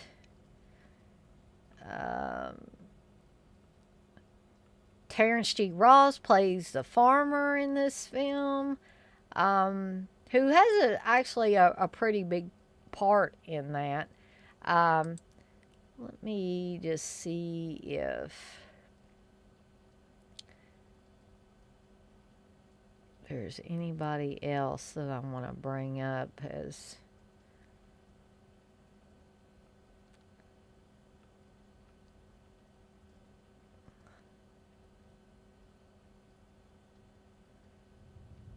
Sonny Forbes actually had an uncredited part as the police captain.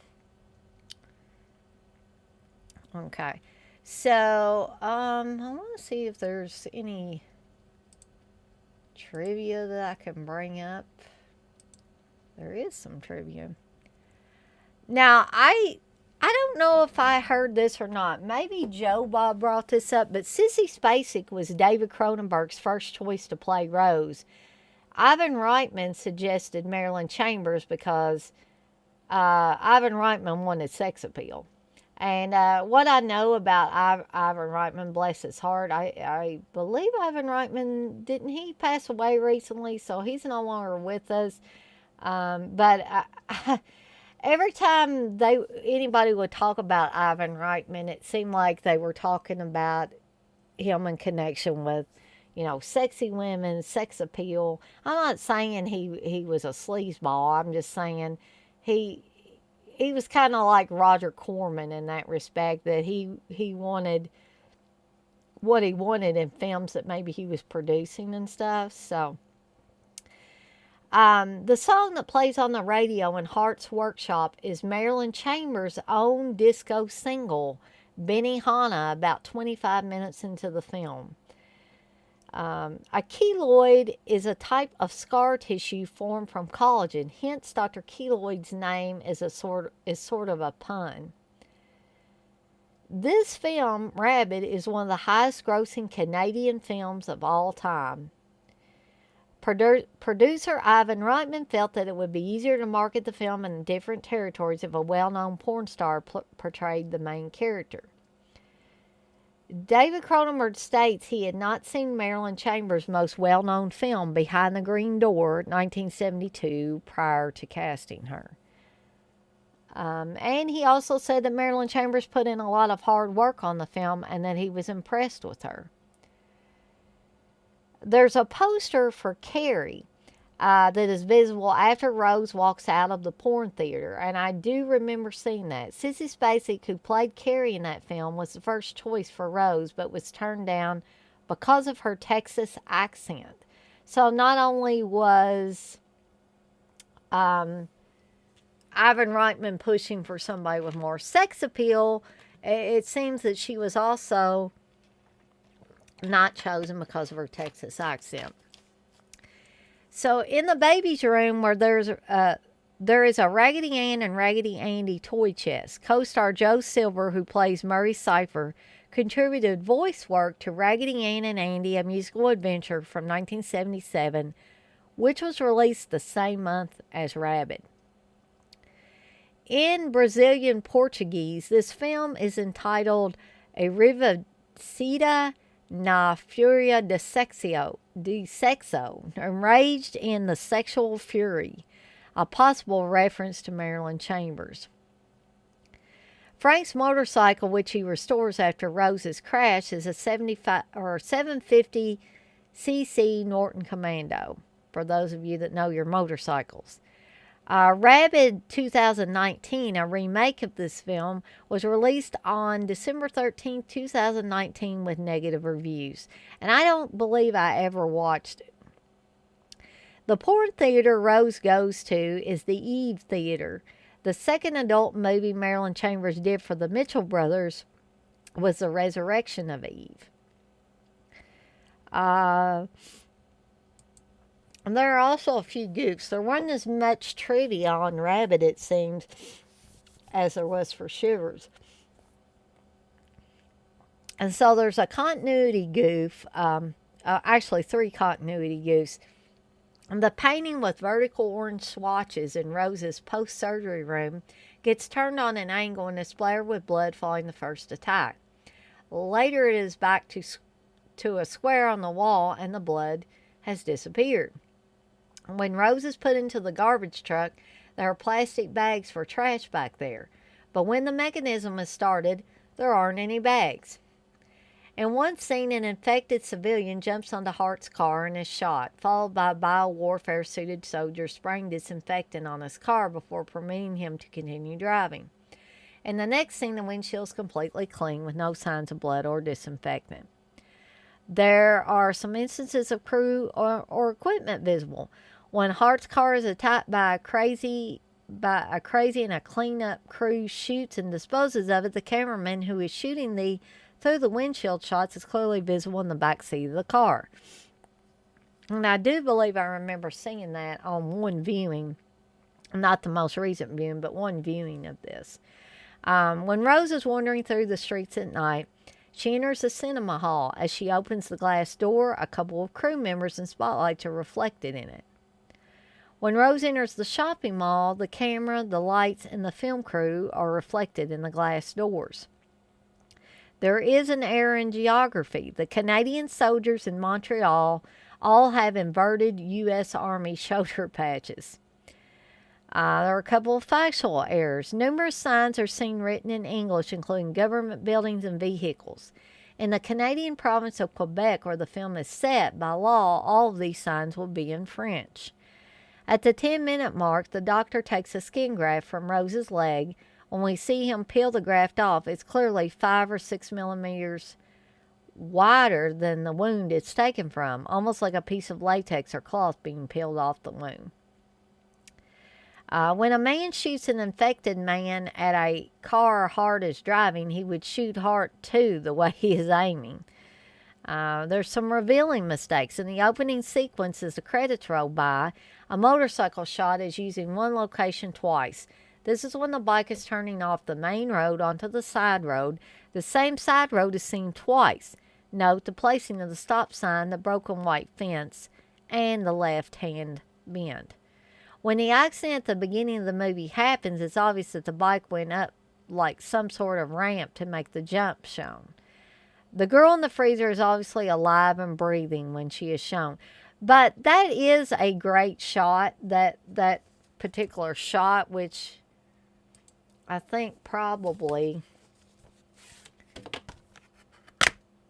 yeah, it is actually, I really like this artwork. It says, you can't trust your mother, your best friend, or the neighbor next door. 1 minute they're perfectly normal, the next, rabid. And it's got the girl in the freezer there. I always thought that was a great shot, regardless of the goof in the actual movie.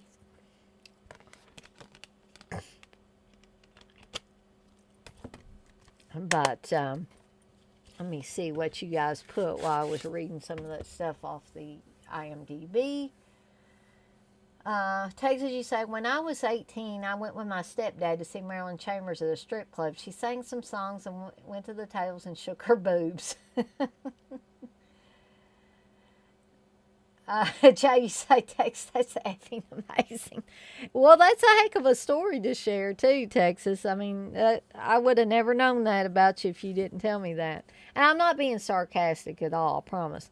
Um, so I just wanted to go over the special features for this Screen Factory release. You get a new 2K scan from the negative. You get audio commentary with writer-director David Cronenberg. Audio commentary with William Beard, author of The Artist's Monster, The Cinema of David Cronenberg. An archival interview with David Cronenberg. Interview with executive producer Ivan Reitman. Interview with co-producer Don Carmody. From stereo to video, a video essay by Calum Bottenstall, author of They Came From Within, A History of Canadian Horror Cinema. Charting Cronenberg's career from his experimental beginnings through to Videodrome, which may be the same thing that's on the Shivers release. A theatrical trailer, radio spots, and more. And that is Rabbit. So, moving right along, the next film I have here is The Brood, which is from 1979. It's 92 minutes long. This is a Criterion Collection release that I have here. The artwork is, I mean, the movie itself is bizarre. But this artwork is really bizarre to me. So I'm going to read you a little bit of the plot synopsis here. A disturbed woman is receiving a radical form of psychotherapy at a remote, mysterious institute. Meanwhile, her 5-year-old daughter, under the care of her estranged husband, is being terrorized by a group of demonic beings. How these two storylines connect is the shocking and grotesque secret of this bloody tale, Monstrous Parenthood, from David Cronenberg, starring Oliver Reed and Samantha Eggar. With its combination of psychological and body horror, The Brood laid the groundwork for many of the director's films to come, but it stands on its own as a personal, singularly scary vision. Let's see. John, you say, was the whole body horror and sex thing intentional from him from the start, or did he just figure it's a way into the genre? I always thought it was interesting how he focused on that so much. Now, as I said a little bit earlier, I think when I was reading some stuff on IMDb, so you guys might have missed that because I was reading a lot of stuff on Shivers. He evidently, according to Cronenberg, he never really considered body horror a thing. He evidently wasn't even thinking about that. That was not a term that he used. That was a term that I guess the critics and the public used to describe his films. The sex thing, I don't know. I really don't know for sure on that one. But I do agree that body horror and sex do appear prominently in many of his films. So I guess whether he was consciously focusing on this is, I guess, a matter of interpretation. He says he wasn't on the body horror part. So I really don't know. So, The Brood, I didn't actually get a chance to go back and rewatch The Brood before I did this live stream. But again, I'm like Dirk and many of you others in here that I have yet to find a bad Cronenberg movie. Although this one might not be among my favorites, it does have Art Hindle in it, who I've talked about Art Hindle before. I love that guy. I actually had the pleasure of meeting Art Hindle at a convention a few years back and had a very, very nice conversation with the man. He is very, in my opinion, very gracious, very funny. And, makes no bones about it. And I had to agree with him that the people in the United States, as far as things like medical care and college education, that we have it all wrong here in the United States. Um, and, I totally agree with him on that. I talked for him for a while about just those two things more than I did talking to him about Black Christmas, which is what I brought my Black Christmas Blu ray, and he signed the slipcover on that for me. But yeah, if you ever get a chance to meet Art Hindle at a convention, definitely do that. He's a great guy. But I always had liked him in the movies, and The Brood is no exception. Um, he does play the estranged husband of Samantha Eggar in the movie, and he's you know it seems he's gotten to the point where his estranged wife, there's really no love lost between them two. But what he wants to focus on is his daughter. That is the most important thing to him, and protecting his daughter from these small creatures who look similar to his daughter but are seem to be deformed in some way and are intent on attacking his daughter at every chance they can get. And that pretty much forms the center of this story, is what are these creatures and why are they attacking his daughter, and where are they coming from? You know, um,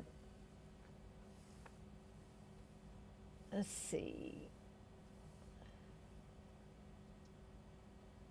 Texas, you say it was during what they called the businessman's lunch. It was weird eating a cheeseburger with naked women walking around. I bet. Durkee said, I know the Brute characters represented he and his wife. He was going through his divorce during that time. And that would totally make sense, Dirk, because there was so much animosity between Samantha Eggar and Art Hindle's characters in that film. Um, John, you say, I don't want to speak for him, but it makes me wonder if he was abused as a child or saw things he shouldn't have. Yeah, I mean, it's entirely possible. I have wondered about, some other, directors, not just horror directors, and writers as well. And Stephen King has kind of aired some of his demons out, where he talks about his addiction to cocaine, his addiction to alcohol, and the effects it had on him, and how it kind of weaved its way into his early stories. And now that, when Stephen King got clean and sober, his stories were still great, but they changed. So, any of that stuff could be entirely possible. Or it could have not happened at all. But it's an excellent theory, that I would totally agree with. John, you said because it seems like he's doing therapy in his movies for himself, like he's trying to exorcise some demons. So I totally see that. Jay, you said, let me tell you about medical care in the USA. Um, but it sounds like to me the majority, if not all of you guys, have seen The Brood. If you have not, please plug your ears, walk away, do something for the next couple of minutes, because I am going to talk about like the startling climax of this movie. Um, so walk away now, come back in 2 or 3 minutes, and I should be done by that time. So we know that Samantha Eggar's character has been undergoing some weird psychotherapy, and it almost seems like a cult, sort of, to me. And you've also got these creatures that are attacking Art Hindle's daughter in the movie, his and Samantha Eggar's daughter in the movie. And you don't really know why. What it turns out to be is Samantha Eggar's character is so full of anger and rage. I guess rage would be the best term to describe it. Rage at her husband, rage at her situation, etc., etc. And so, due to the psychotherapy by this weird psychotherapist played by Oliver Reed, who I agree, Jay, is great in the film, her rage spawns these children, hence the brood, or these deformed little demonic creature children that are attacking her real daughter. And like, you see a scene where Samantha Eggar's character clearly has lost her mind at some point in time, because the look she gives to, I believe, Art Hindle at that point, before raising up her gown, and you see all of these weird mutated children nursing off, or they've got umbilical cords are still attached. She hasn't completely give birth to them yet. Is one of the most, to me, one of the most disturbing scenes in horror film history. And shocking too, as well, I think. As the first time I saw this movie, I was so engrossed in it, of trying to figure out exactly what was going on and going along with all these bizarre twists and turns.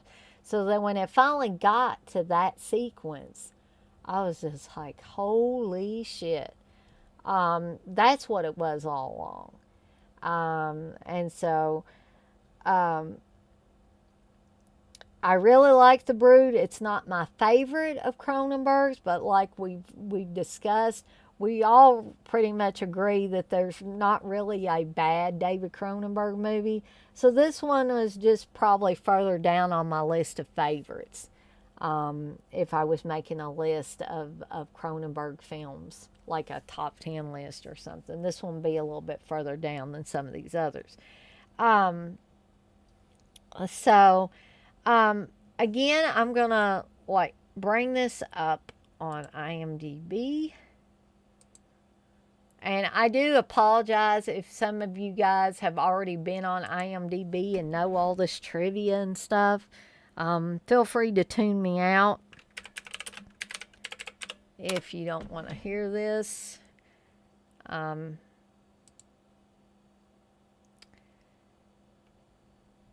So, let's see.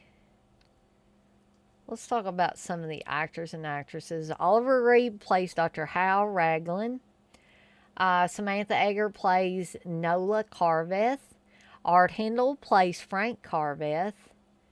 Henry Beckman plays Barton Kelly. Let's see. Cindy Hines plays Candace Carveth. Robert Silverman, I was just remembering when I looked at this picture, I believe Robert Silverman played the janitor, the alcoholic janitor in Prom Night.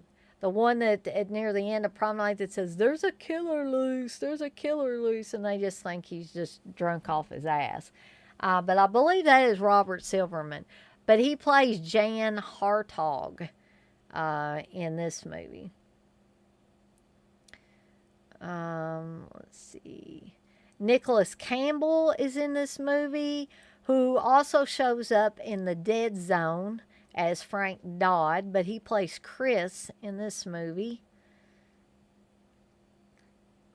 And again, I keep looking because, I saw David Cronenberg in Shivers, and so I keep thinking maybe I missed him in one of the other films, but I don't think I really did. So let's see if we've got some trivia here.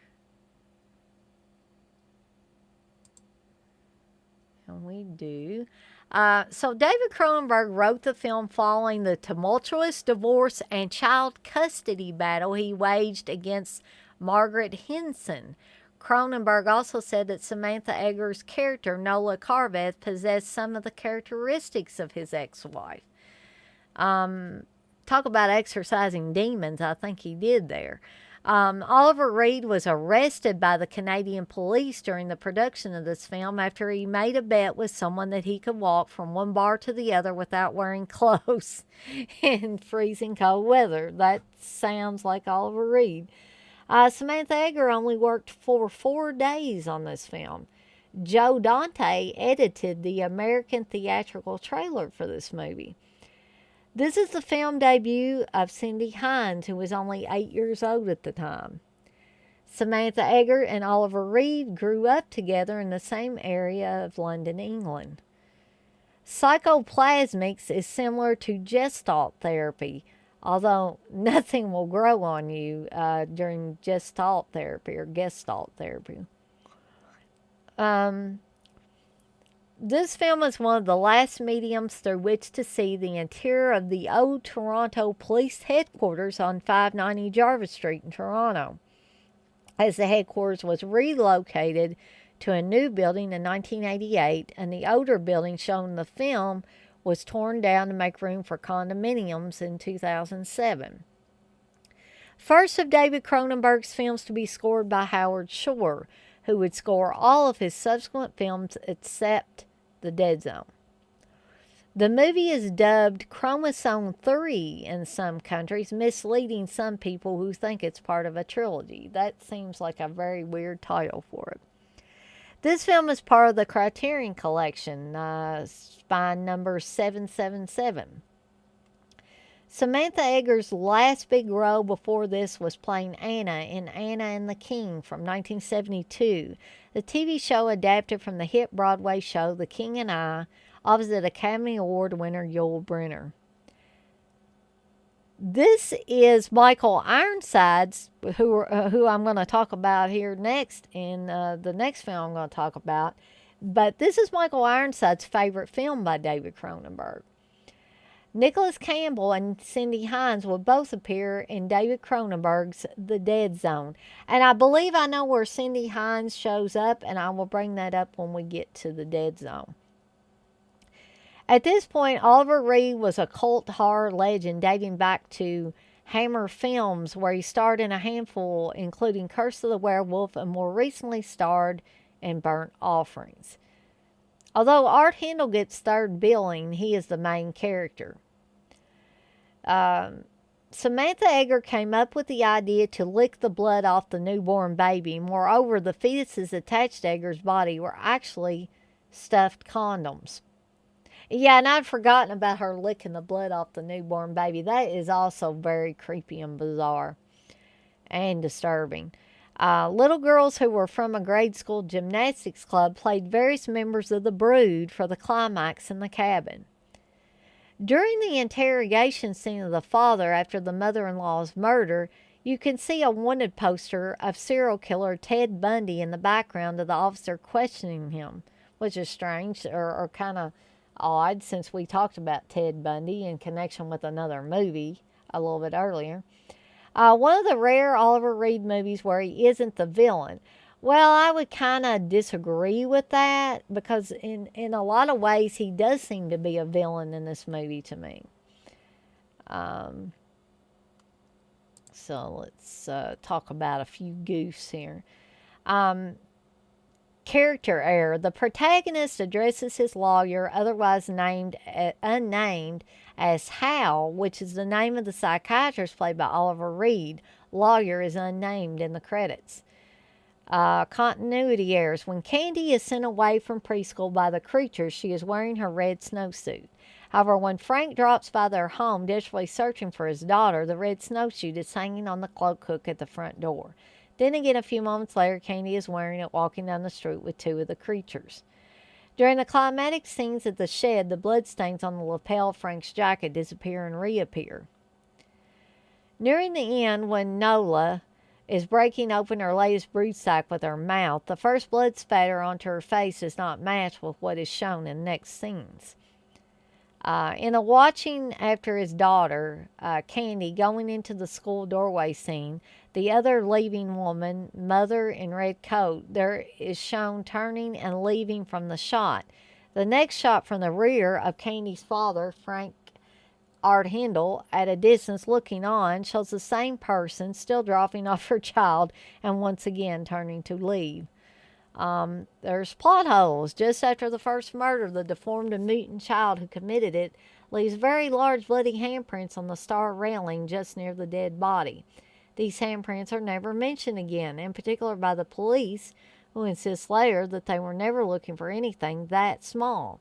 It would have been impossible to miss these handprints at the crime scene, and such child-sized handprints would have certainly tipped off the police in a different direction upon discovery.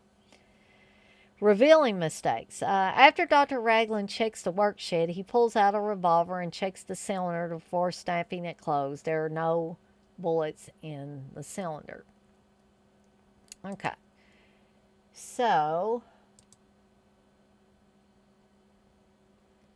and again, I want to end up this one with the special edition features on this Criterion release.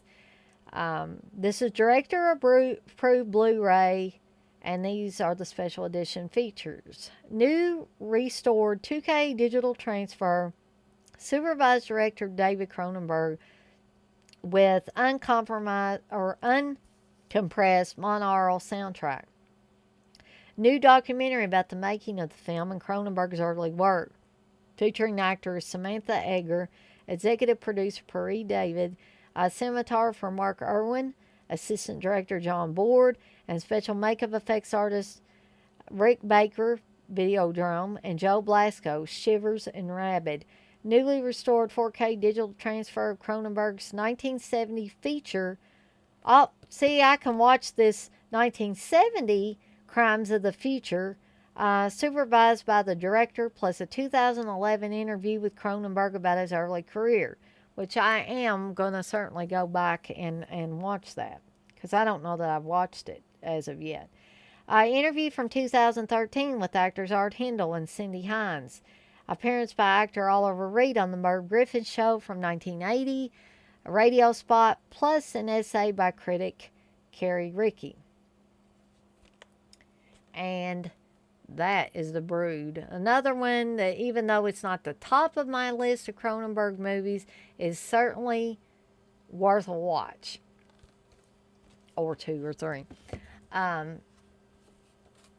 Darky say Oliver Reed is great in Burn Offerings also. I agree.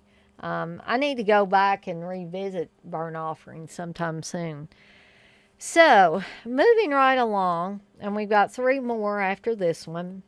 But this is another Criterion release, and that is Scanners. I've always been a huge fan of Scanners. It would definitely have to be near the top of my list of Cronenberg movies. I might have gotten it during their sale when I got it. Yeah, but I would definitely, if they've still got copies of it, I would definitely pick it up, John. Darky said The Brood's in your top 5 of Cronenberg's movies. Yeah, I think mine, in my list, it would be further down, but like I said, it is highly watchable, and very bizarre, very disturbing. But a lot of his, if not all of his films are disturbing in some way. But yes, Scanners is awesome, Dirk. Let me go over a little brief plot synopsis on this. With Scanners, David Cronenberg plunges us into one of his most terrifying and thrilling sci-fi worlds. After a man with extraordinary and frighteningly destructive telepathic abilities is nabbed by agents from a mysterious rogue corporation, he discovers he is far from the only possessor of such strange powers, and that some of the other scanners have their minds set on world domination, while others are trying to stop them. A trademark Cronenberg combination of the visceral and the cerebral. This phenomenally gruesome and provocative film about the expanses and limits of the human mind was the Canadian director's breakout hit in the United States. So this was the first one of Cronenberg's films that really took its place in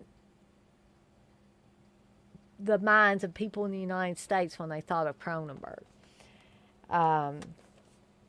So that's exactly what this film is about. It's about a group of people called scanners who,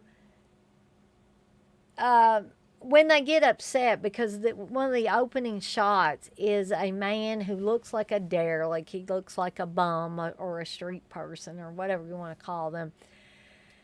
And he is able to hear a couple of women talking badly about him, one more than the other. And he's hungry, and he's like coming to a mall-like area, and he's like taking half-eaten hot dogs off of the table, but just because he's so hungry, and eats them. And this one old woman is just like making really bad comments about him. And to me, this whole scene is similar to one of the final scenes in Carrie at the prom, when Carrie is ridiculed and covered in blood in front of everybody, and she uses her telekinesis to cause havoc on her classmates. So I always thought of Carrie when I thought of when those opening shots of Scanners were presented. Then the next thing, the agents have a hold of this guy. And this guy is actually not a bad guy. He just reacts like anybody else would by becoming angry and hurt when someone makes fun of him or bullies him or whatever. Only he's got the scanner power, and when he gets angry or hurt or upset in any way, it's hard for him to control his talent, I guess would be the best way, or powers, the best way to describe it. It also reminds me a little bit of Firestarter, where Charlie McGee constantly tells her father, "I'm sorry, I didn't mean to. I couldn't stop it, Daddy." And you feel that with the scanners, the ones that are good scanners.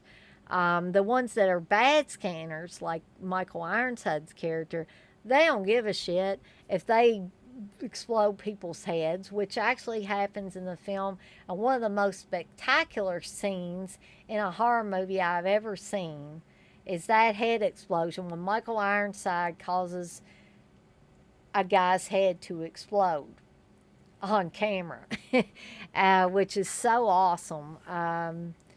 And you can actually, I have slowed the film down and took it frame by frame. And you can, literally kind of see how the shot was set up. But sometimes I just like doing that just to see, kind of where the fake head was put in and all that, just because I'm curious about that. But talk a little bit about Michael Ironside. I have yet to see him in a film where he was all good. I did see one film, and I'm forgetting the title now, where he was not an evil character like he is in Scanners and many of the other films he's been in. But he wasn't an all, lily white guy either. He was kind of riding the fence between good and not so good. He just wasn't all out evil like in this movie or Visiting Hours or something like that. Let's see. John, you say, is Scanner called 1 and 2 supposed to be sequels or just plain off the name? I always thought it was maybe just plain off the name, John, but I could be wrong on that. Durkee said, I'm very bizarre and disturbed, so makes sense. LOL. Durkee said, I always have a hard time picking between which is the better head explosion, Scanners or Maniac. Now, Maniac is also a good head explosion, and I love Tom Savini's work. I'm a great, fan of Savini's work, and have great respect for him. Um, but I would say there's something about the head explosion in Scanners that almost tips the scales for me in its favor, or pretty much does tip the scales in its favor. And I can't pinpoint exactly what it is that makes the one in Scanners a little more effective. It may be the fact that it's a shotgun blast that causes the head to explode in Maniac, whereas this is some kind of a telepathic ability, that the explosion is pretty much coming from within this guy's head instead of an outside object like a gun causing it. It's like mind against mind in Scanners. So perhaps that's why I think it's a little bit better than the one in Maniac. John, you say Michael Ironside plays the father-in-law in Nobody, kind of a neutral role, huh? Yeah, that other movie that I was talking about that I can't remember the title of, it was kind of a neutral role for him. But I haven't seen Nobody, and maybe I need to try watching that. It is raining really hard again here. It had quit for a little bit. Now it started back up again. Hopefully, I'm hoping this makes it cool off for a little bit, but I don't know. We can only hope. But also, this has a great. Okay, I'll say it has a great ending in a lot of ways, and a not so great ending in other ways. I think I get what they were going for with this ending. And considering the subject matter in the film, it was effective. It's just that it left me feeling a little bit cold, but not angry. I mean, I didn't feel dissatisfied with the ending. Just a little colder, and things felt a little more unresolved than they did in some of Cronenberg's other films. But, you guys feel free to disagree with me there. But it's still yet, even despite that, it's still a very effective ending and a very apt ending to a Cronenberg film. Dirk, you say you love them both, can't choose, LOL. Yeah, that is a very hard choice to make. And if you'd asked me on another day, I might, I'm not going to be, I'm not going to lie to you. I might change my mind given, if it's a different day. Maybe I've had a different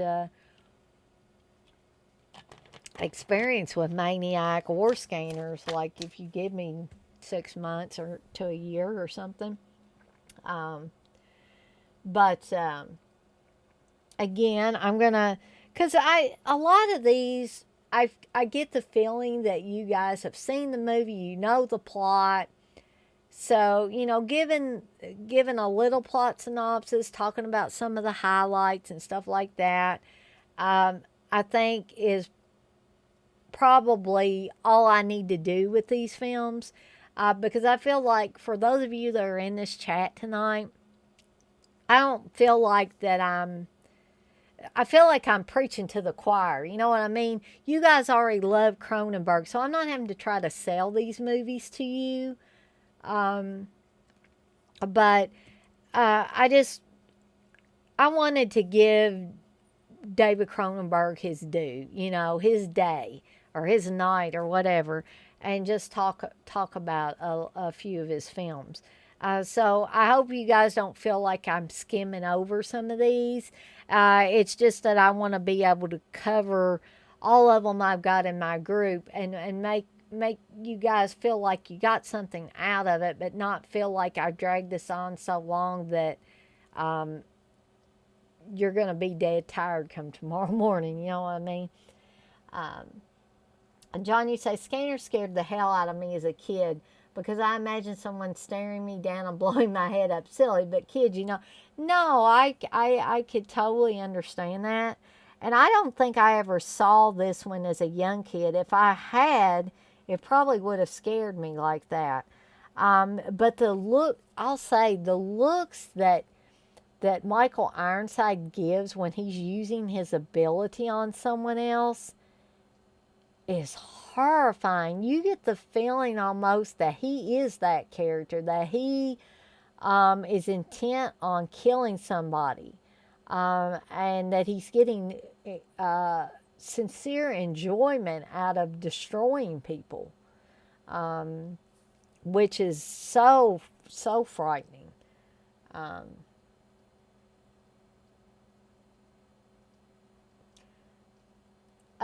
Jay, you said maybe talk about how you first saw the film, if you met any cast at cons, etc. Yeah, I did. It's not like, I wish I could say I'd met David Cronenberg, but I did meet Art Hindle, and I was actually at a Cinema Wasteland convention back in, I think it was '04, and this was before I met the Dead Pit crew. It was before I met Steve. It was before I met any of the guys and gals that I know now. And so I was kind of new to the convention circuit. And I could have had a chance to meet Marilyn Chambers. I did meet Lynn Lowry, who was very nice, and got the scene of her picking up the severed hand in uh, oh gosh, and I Drink Your Blood, I think, was the movie that she did that. And I remember my brother and sister-in-law took me to that convention. I remember my brother asking me later, he was like, or telling me later, he said, I thought you were going to get that picture of her naked cupping her boob. And I was like, no, I'm not interested in getting that, you know. But other than, oh, but I could have met Marilyn Chambers at that same convention, and I wish now that I had of, especially since Marilyn Chambers is sadly no longer with us. And for, I'm hesitant to share this part of the story, but I'll go ahead and share it. Um, my sister-in-law was originally planning to go up and meet Marilyn Chambers, and I can't recall why, because my sister-in-law is not a huge horror fan, so I'm not sure why she was wanting to go up and meet her. But I went off and met a few other people, and then when me and my brother and my sister-in-law met back up, I said, so did y'all meet Marilyn Chambers? And my sister-in-law was like, no, we saw her, but she looks sort of skanky, so we changed our mind. It's like, oh, okay. Um, and I'm not mean to talk ill of the dead. And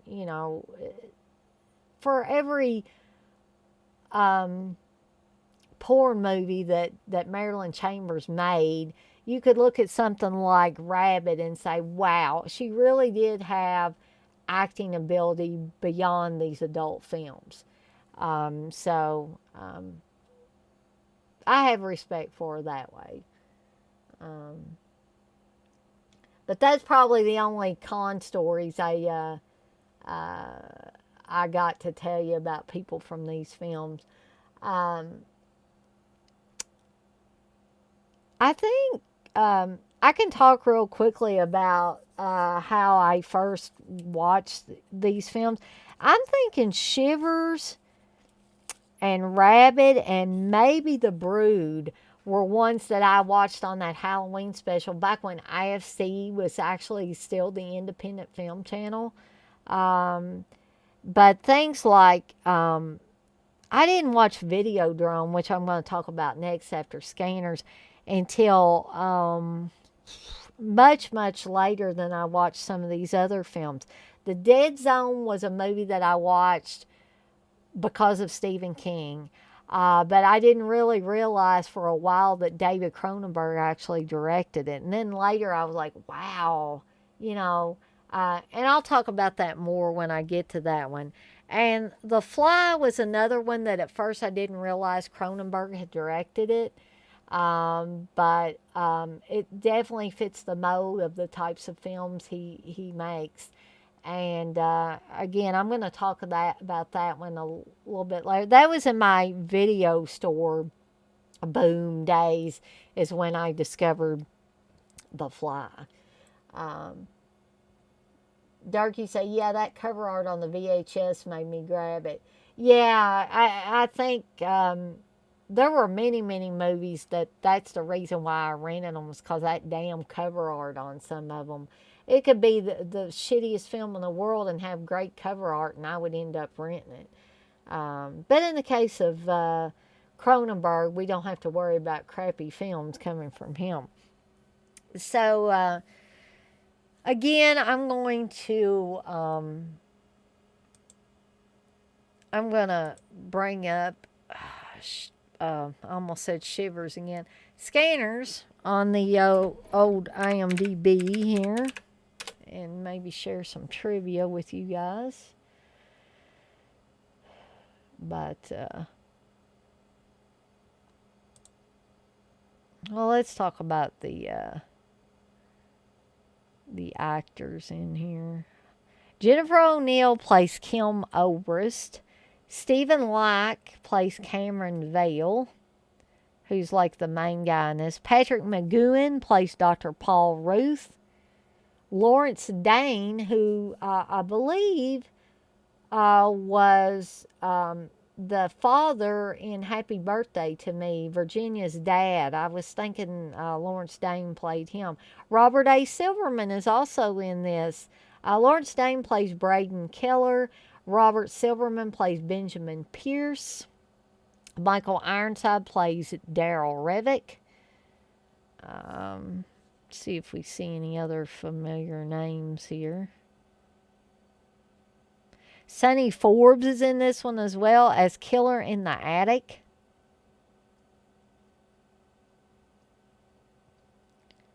So there's Killers in the Attic and Killers in the Barn as well.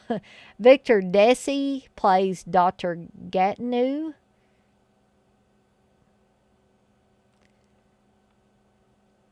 And let's see.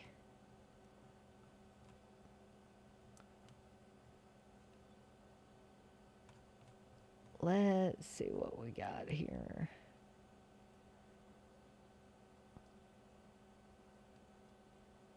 Let's go to some trivia on this. The crash scene in the record store prominently features a float hanging from the ceiling for the RSO, Robert Stigwood Organization record label, who paid for this placement. By the time the film was released, RSO had gone out of business. David Cronenberg once called this the most frustrating film he'd ever made. The film was rushed through production. Filming had to begin without a finished script and ended within roughly 2 months, so the financing would qualify as a tax write-off, forcing Cronenberg to write and shoot at the same time. Cronenberg also cited difficulty with and antagonism between the leads, particularly Patrick McGoohan and Jennifer O'Neill. But you would never know that there was so much trouble on this film. It does not look like a troubled film at all. Stephen Lack, billed as Stephen Lack with a V instead of a PH, who plays Cameron Vale, is now a successful and prolific painter. William S. Burroughs' 1959 novel Naked Lunch contains a chapter concerning Cinders, a hostile organization of telepaths bent on world domination, a clear literary inspiration for this film. Cronenberg would later direct a film version of Naked Lunch in 1991. In an interview with Film Comment, Stephen Lack recalled feeling under the gun during one of his first scenes on set. There we were, the first day of Scanners, and they had me get into this 18-wheel truck with 4 gear shift levers and had me drive it into the shot. It was horrifying. I never drove such a thing, and I was pretty disoriented. He explained, we were set up on a feeder road to the highway, and all the camera crew and staff were there, and some car on the highway slowed down to gawk, and a truck on the highway rammed them from behind. There was a death and sirens, and the whole crew jumped over the storm fence to help out. I was given a slight reprieve of an hour to figure out the gears. A very early treatment from 1976 entitled Telepathy 2000 takes place in the future, begins with the protagonist who is named Harley Quinn, telepathically raping a woman in a subway, and was set as a spy movie. In this version, a company called Cytodyne Amalgamate was breeding evil scanners to take over the world, and the U.S. government was employing good scanners to stop them. David Cronenberg moved the head explosion from the beginning of the film for late moviegoers. In February 2007, Darren Lynn Bousman was announced as director of a remake of the film to be released by the Weinstein Company and Dimension Films. David S. Goyer was assigned to script the film. The film was planned for an October 17, 2008 release, but the date came and went without further announcements, and all the parties involved have since moved on to other projects. In an interview with Bousman in 2013, he recalled that he would not make the film without David Cronenberg's blessing, which was not granted. The drug Aferamol bears an eerie similarity to the real-life scandal in the late 1950s, as women who had taken thalidomide during pregnancy, marketed as a relief for morning sickness, began to give birth to children suffering bulcomelia or other physical deformities. This was the nearest thing to a conventional science fiction thriller David Cronenberg had made up to that point. Lacking the sexual content of Shivers and Rabid or The Brood, it was also his most profitable film until The Fly 6 years later. Michael Ironside was originally hired for the bit part of 1 to 2 scenes and was paid $5,300 CDN. Robert A. Silverman, who plays the artist and scanner Benjamin Pierce, also appears in David Cronenberg's Rabid, The Brood, Naked Lunch, and Existence. The Life magazine that Revok shows veiled during their discussion at the end of the movie is from July 22, 1946. The prop is the actual issue. Revok opens it to page 38 to 39, but the close-up is of page 48 to 49. The ephemeral ad is pasted over an ad for Bendix Radios on page 49. Film from October 30th, 1979 to December 23rd, 1979, released for the first time in January 1981. Top bill Jennifer O'Neill doesn't even appear until the 37-minute mark. According to Michael Ironside, the fake head in the famous head explosion scene was filled with chicken livers and dog food. Famed film critic Roger Ebert gave this movie 2 stars. I am not surprised, guys. He praised the special effects, but said Cronenberg failed to involve the audience in the telekinetic scanner's plight. Scanners, Roger Ebert, January 1st, 1981. Scanners is a new horror film made with enough craft and skill that it could have been very good if it could find a way to make us care about it. I don't think it does. I never had the feeling during the film that it mattered much who won or lost or who lived or died, just so long as the special effects occurred on time and the movie's look of elegant chill was preserved. It was released at almost the same time as Altered States, another horror film that was being linked with Scanners in some reviews. I don't think they're comparable. I know Altered States cost many millions of dollars more than Scanners, but that's not the difference. What matters on the level of its technical credits. Scanners is a fully qualified thriller. What matters is that Altered States involved its characters and experiences that we believed, for the length of the movie, were really happening to them. Vicariously, they were happening to us too. And Scanners were never involved. We're always watching. And so Altered States throws all logic out the window and still works as great entertainment. Scanners bogs down in one of those plots where the big secret is revealed in the last reel. It turned out to be big only in the mind of the screenwriter. I totally disagree with that review, as I do many of Roger Ebert's reviews. Kim Obrist was named after producer Claude Hurreau's assistant. The The lines "I can hear myself, I think I'm a little bit afraid, and they were drowning me" are sampled from the track Among Myselves on the Future Sound of London's album Lifeforms. Stephen Light began shooting Scanners 1981, 4 days after wrapping filming on Head On from 1980. The film is part of the Criterion Collection Spine number 712. The exploding head sequence was created by special makeup effects artist, and foam latex expert Chris Wallace, who would go on to work with Cronenberg on the creature effects for both The Fly and Naked Lunch. As director of photography Mark Irwin recalls in the 2014 documentary short The Scanner's Way, the trouble with pyrotechnics is a squib can blow something up, but it shows a spark. And if you want this kind of mental pressure, you don't want to see that there's an ignition. We couldn't quite get it right. Special makeup artist Stephen Dupuy has confirmed this issue. When the head exploded with the explosive, there was a massive amount of smoke. He recalled to TIFF, it looked more like the Death Star than, a human head. As effects coordinator Gary Ziller recalls, the effect was not originally regarded as a standout set piece. The initial approach was pretty simplistic, namely, make a head, fill it with air, and give it pneumatic discharge. We got this ballooning head that just looked ridiculous. He remembered the variations continued. We did a plaster head, which of course looked like a plaster head. Of course, that didn't work. Then we did a wax one that looked exactly like a wax head exploding. Although there was a lot of blood and gore, finally they found a method that looked convincing. We took a live cast of Del Grande and made a gelatin positive in the mold, recalled Wallace. This was then fitted with a plaster skull that acted as both structural support and a vessel for all the goop you see on screen. That was packed with various materials and sealed with wax, Wallace explained. The head was filled with excess materials from the lab, like latex scraps and stray wax, or also pieces of gelatin brains, and as Dupuy put it, a bunch of corn syrup blood, as well as leftover burgers. Wallace notes that they tried to find a lot of stringy stuff that we figured would fly through the air a little bit better. Michael Ironside was supposedly going to be in frame. As described in the 2014 documentary story Mental Saboteur, when the actor learned what the plan was from the special effects crew, namely him being in proximity to an explosion, he saw an opportunity, as Ironside tells it. He noted to the crew that the plexiglass enclosures around the camera were likely to cause the debris to ricochet.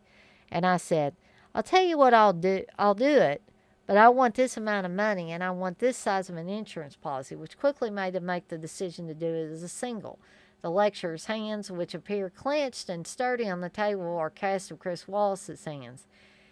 He specifies that the rings were an 11th hour addition to match Del Grande's jewelry, and recalls that they were constructed out of mortician's wax and the gold wrapper from a pack of cigarettes. The original plan for the sequence was to shoot on location at the Concordia University lecture room. I'm going to skip some of this because this is kind of long. The sequence was reshot 3 times in an attempt to avoid an X rating, but as Irwin recalled, it was never as good as what we shot originally, in part because, depending on who you asked, the reshoots were actively sabotaged with, among other things, it's the original kosher salt take that was seen in the final film. Very soon upon the film's worldwide release, it was licensed for distribution in the former Yugoslavia under its Serbo-Croatian title Controllers in English, which in turn prompted an eponymous hit song by Belgrade synth pop trio Beograd with lyrics loosely based on the film's theme. Italian censorship visa number 77405 delivered on January 29, 1982, in case you wondered. The effect for the exploding head scene was accomplished by filling a latex head the actor with dog food, leftover lunch, fake blood, and rabbit livers, and shooting it from behind with a 12-gauge shotgun. So, we were talking about how in Maniac a shotgun was used to explode the head in Maniac. Well, in essence, they used a 12-gauge shotgun to blow up the head in this movie, only it was not supposed to be a gun that was blowing the head up. For the scene where Daryl is set on fire and his head comes up, Michael Ironside wore a fake pair of eyes worn by Dustin Hoffman in Little Big Man from 1970. Production stills exist of shots in the final duel between Cameron and Revick, where the top of Cameron's head explodes, sending sparks in the air. Apparently, this climax was filmed, but David Cronenberg chose to omit it from the final print.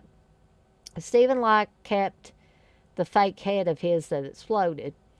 Dr. Ruth tells Vale that he founded Biocarbon Amalgamate in 1942. Patrick McGowan, who plays the Dr. Paul Ruth character, was 14 years old in 1942.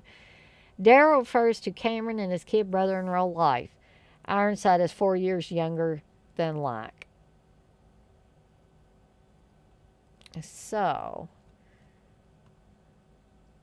let's talk about a few goose. I'm sorry for the long time. I didn't realize that whole exploding head sequence was like a page long.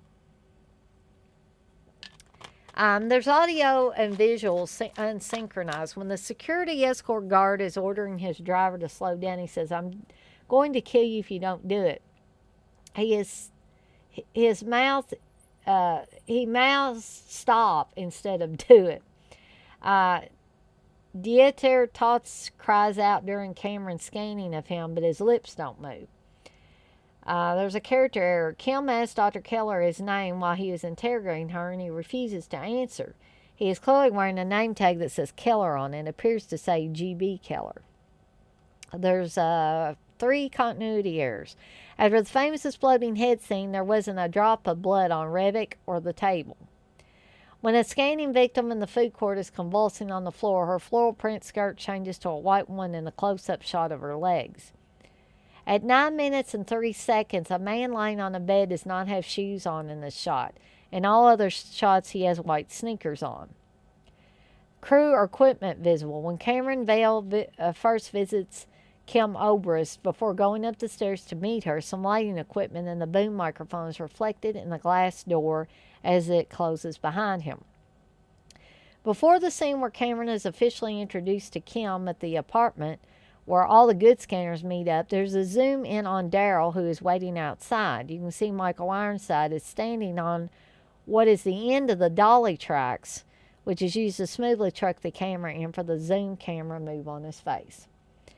Revealing mistakes. At the very beginning of the final fight between Revick and Cameron, Cameron hits Revick in the head with a statue.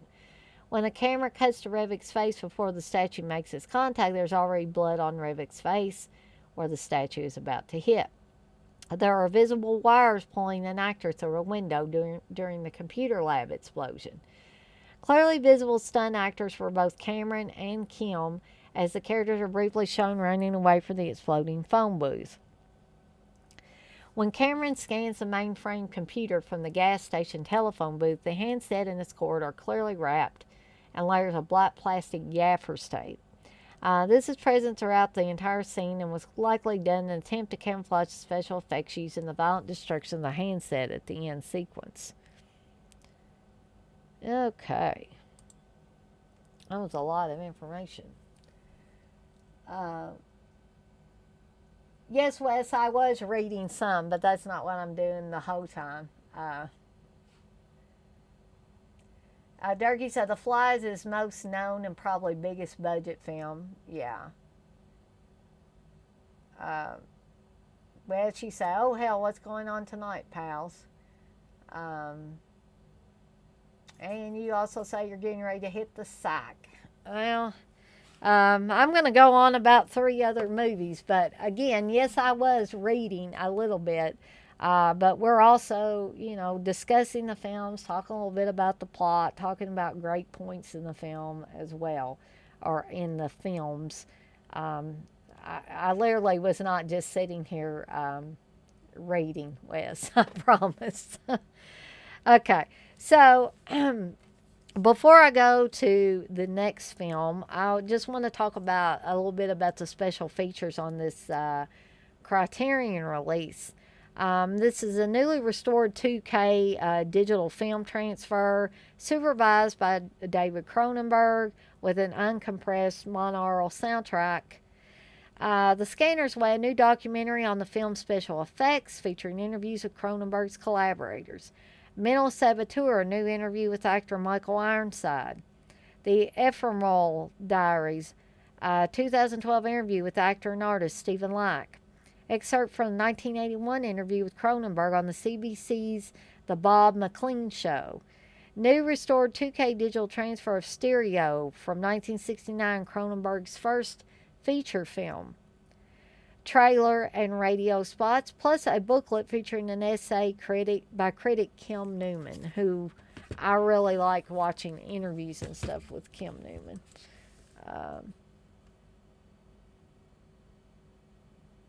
Okay.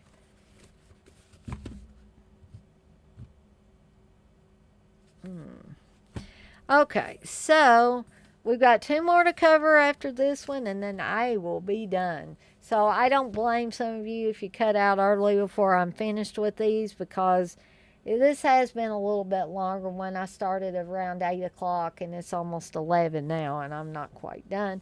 But the next one I wanted to cover, and this is another Criterion Collection release. This is Videodrome. Videodrome is another very... I read you a bedtime story.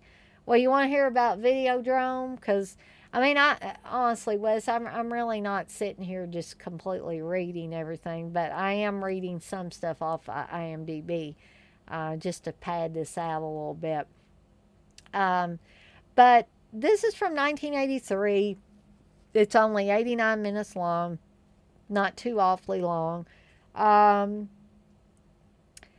And I'll give you a little bit of a plot synopsis about this. When Max Wren goes looking for edgy new shows for his sleazy cable TV station, and this has James Woods starring, and also has Deborah Harry in this as Nikki.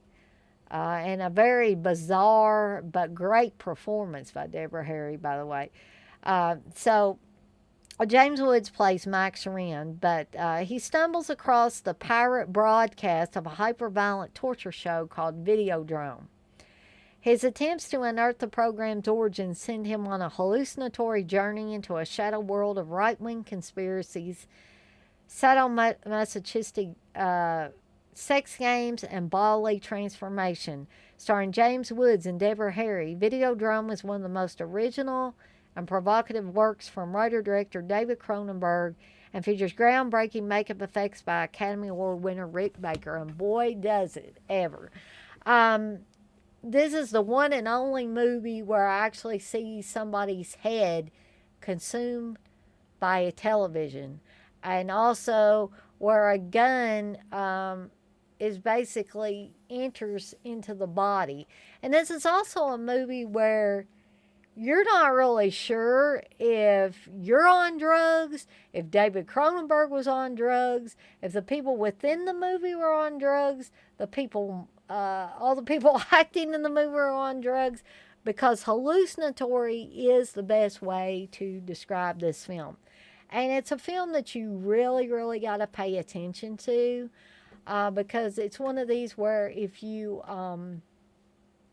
look away for a second, you might miss a key point of this film. Dirk, you say best vagina stomach car of all time. Exactly. Where a VHS tape is actually entered into the vagina stomach as well. Yeah, that's another very hallucinatory scene. This whole movie is one big acid trip. And I would have to say out of all of the Cronenberg movies I've seen, this is probably his most bizarre. I mean, The Fly is up there too, but this has got so much wacky shit in it that it's hard to even describe this movie. But I love it all the same. And I wish that I had gotten a chance to revisit it before this live stream, but unfortunately I did not. But I really, really recommend it. But I would not, this is not the type of movie that I would probably, even at this late age and everything, of watching with my parents. A Clockwork Orange is another one that I would not feel comfortable watching with my parents, even now. Um, but a little side note about Clockwork Orange. My dad did when I was still living at home. I was watching A Clockwork Orange, and this was one of my first few viewings of Clockwork Orange. And I was watching it in my parents' living room, and my dad come through right about the scene where Malcolm McDowell picks up the two girls in the record shop and takes them home and has sex with them in all different ways. And I was basically mortified because my dad came in at that scene. And my dad referred to this movie from then on out as that stupid orange movie. He did not get it. But frankly, I didn't want my dad to get it. I didn't want my dad watching that movie with me because that was just so embarrassing. But this is another movie. Videodrome is another movie that I wouldn't just normally recommend this movie to just anybody.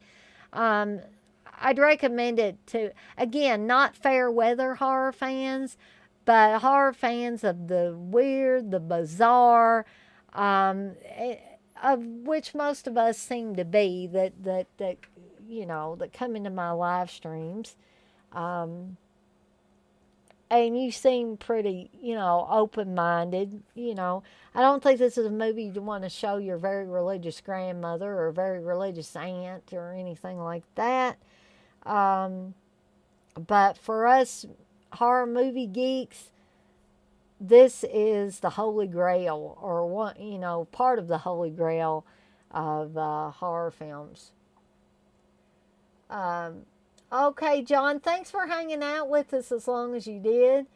Uh, yeah, I have to, I'm going to be working from home again, but I've got to get up and work too, which is why I'm trying to, go through these as quickly and thoroughly as I can.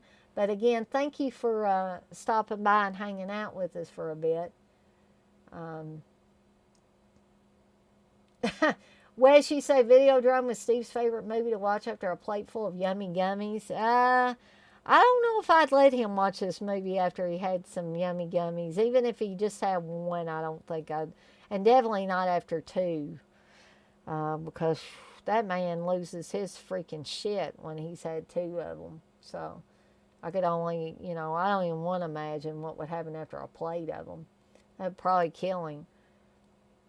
Yes, Dirk, the Criterion release of this is great. Uh, oh, yeah, Eyes Wide Shut's another one. Exactly. Um, which is one that I have not seen for a little while.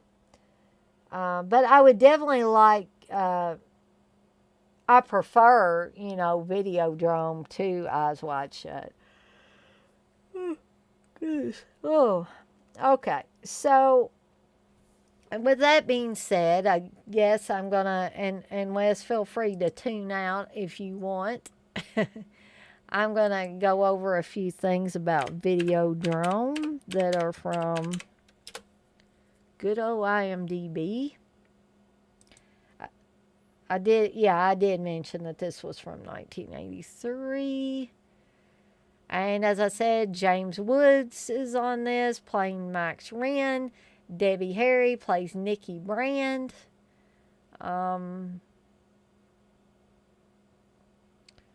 Just going to talk about Kay Hawtrey, who is on the Immortal Funeral Home, plays Matron. And let's see what else we can talk about this movie.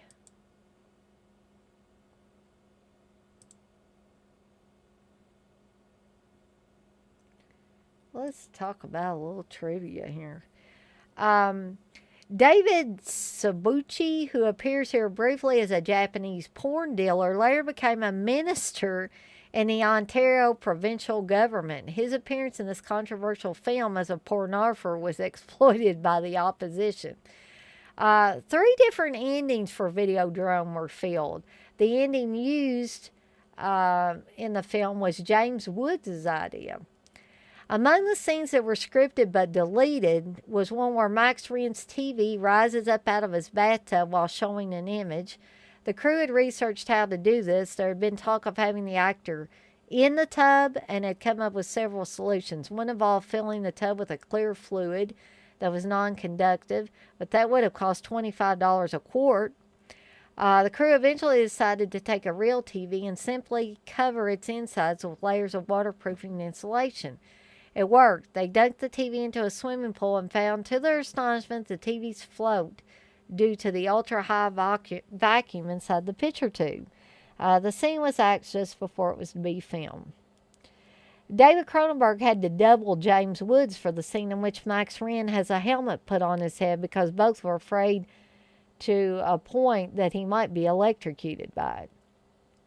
The majority of the trailer was created with a Commodore 64 computer. The TV station Civic TV is patterned after City TV, an actual television station that started out in Toronto and was particularly infamous for showing softcore sex films as part of its late-night programming schedule. At one point in the film, one of Max Renn's partners is called Moses, which is a reference to City TV founder Moses Znaimer. During filming of the cathode ray mission sequence, the film's gaffer, Jock Brandis, walked in and casually informed the crew that the power lines of the buildings were smoking because of the load imposed on them by the TV sets. The character of Brian Oblivion is based on Marshall McLuhan. David Cronenberg was a student of McLuhan's during college. Debbie Harry dyed her signature blonde red hair for this movie. Andy Warhol called the movie A Clockwork Orange, 1971, of the 1980s. The character of Barry Convex was inspired by televangelist Jim Bakker. The tugboat used at the end belonged to gaffer Jock Brandis. The film is part of the Criterion Collection Spine number 248. Let's see. Included among the 1001 movies you must see before you die, edited by Steven Schneider. The film was shot in Toronto in the late fall of 1981 because Canadian government-funded films were beholden to non-negotiable cut-off dates. Production had to wrap by the end of the calendar year. As a consequence, David Cronenberg and his crew had to start shooting without a finished script. To be clear, Cronenberg did have a complete script when film began, but it was a prototype.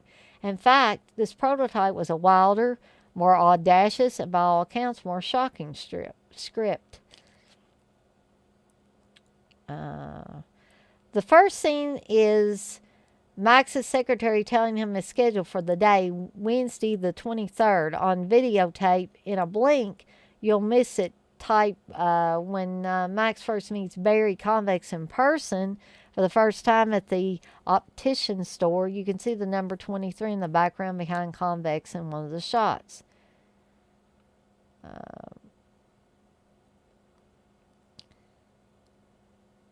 The videotapes used in the film, at least as key props, are Betamax format. I did notice that when I watched this. This is because VHS cassettes were too large to fit into the false stomach for the effect scenes. An epilogue was planned but never filmed. In it, Max Renn, Bianca Oblivion, and Nikki Brand appear on the set of Videodrome. Bianca and Nikki are shown to have chest slits, vaginas of their own, from which emerge strange mutated sex organs. This concept was also used in one of Cronenberg's earlier films, Rabid. The scene was scrapped along with many others due to cost overruns, bad timing. Debbie Harry had stomach flu and James Woods was visiting relatives. And the sheer difficulty of executing such a special effects scene, a number of other ambitious special effects sequences were also dropped. The chest slit sequences had James Woods built into a couch with the chest slit apparatus glued onto him. Woods swore he would never work with anything that had to be glued onto him ever again. During filming the sequences with the flesh gun, which fired bursts of cold vaporous gas, Woods played a prank on director David Cronenberg by smearing his real hand with blue paint and pretending he had frostbite. Most of the major characters in the film make their first appearance on a television screen. And there's probably a few goose in here. There is a character error. Barry Convex proclaims Lorenzo de Medici as the author of the two famous ocular quotes. The first, "Love comes in at the eyes," from William Butler Yeats' poem called A Drinking Song. The second, "The eyes, the window of the soul," is not definitively attributable to any one source. Seemingly similar variations exist in Cicero, European proverbs, and the Gospel of Matthew.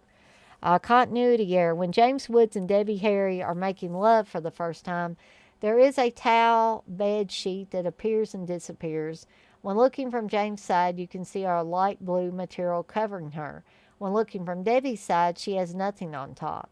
It goes from her nothing to him something, back to her, then back to him.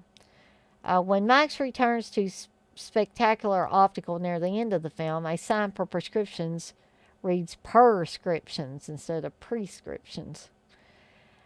Crew equipment are visible. When Max shoots Moses in his office, the underside of Moses' elbow explodes with blood where he supposedly shot. Only special effects exploding blood pack is clearly visible underneath, plastic and all. So then the special features on this Criterion release.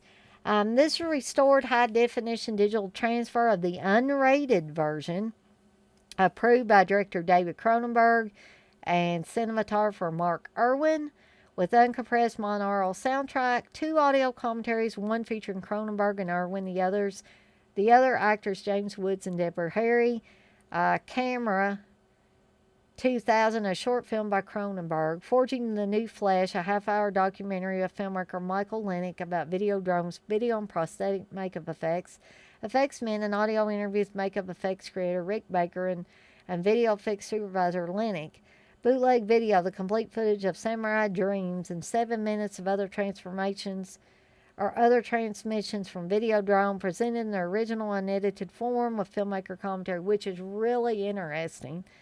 Fear on Film Roundtable discussion from 1982 with Cronenberg and filmmakers John Carpenter, John Landis, and Mick Garris, which is also great.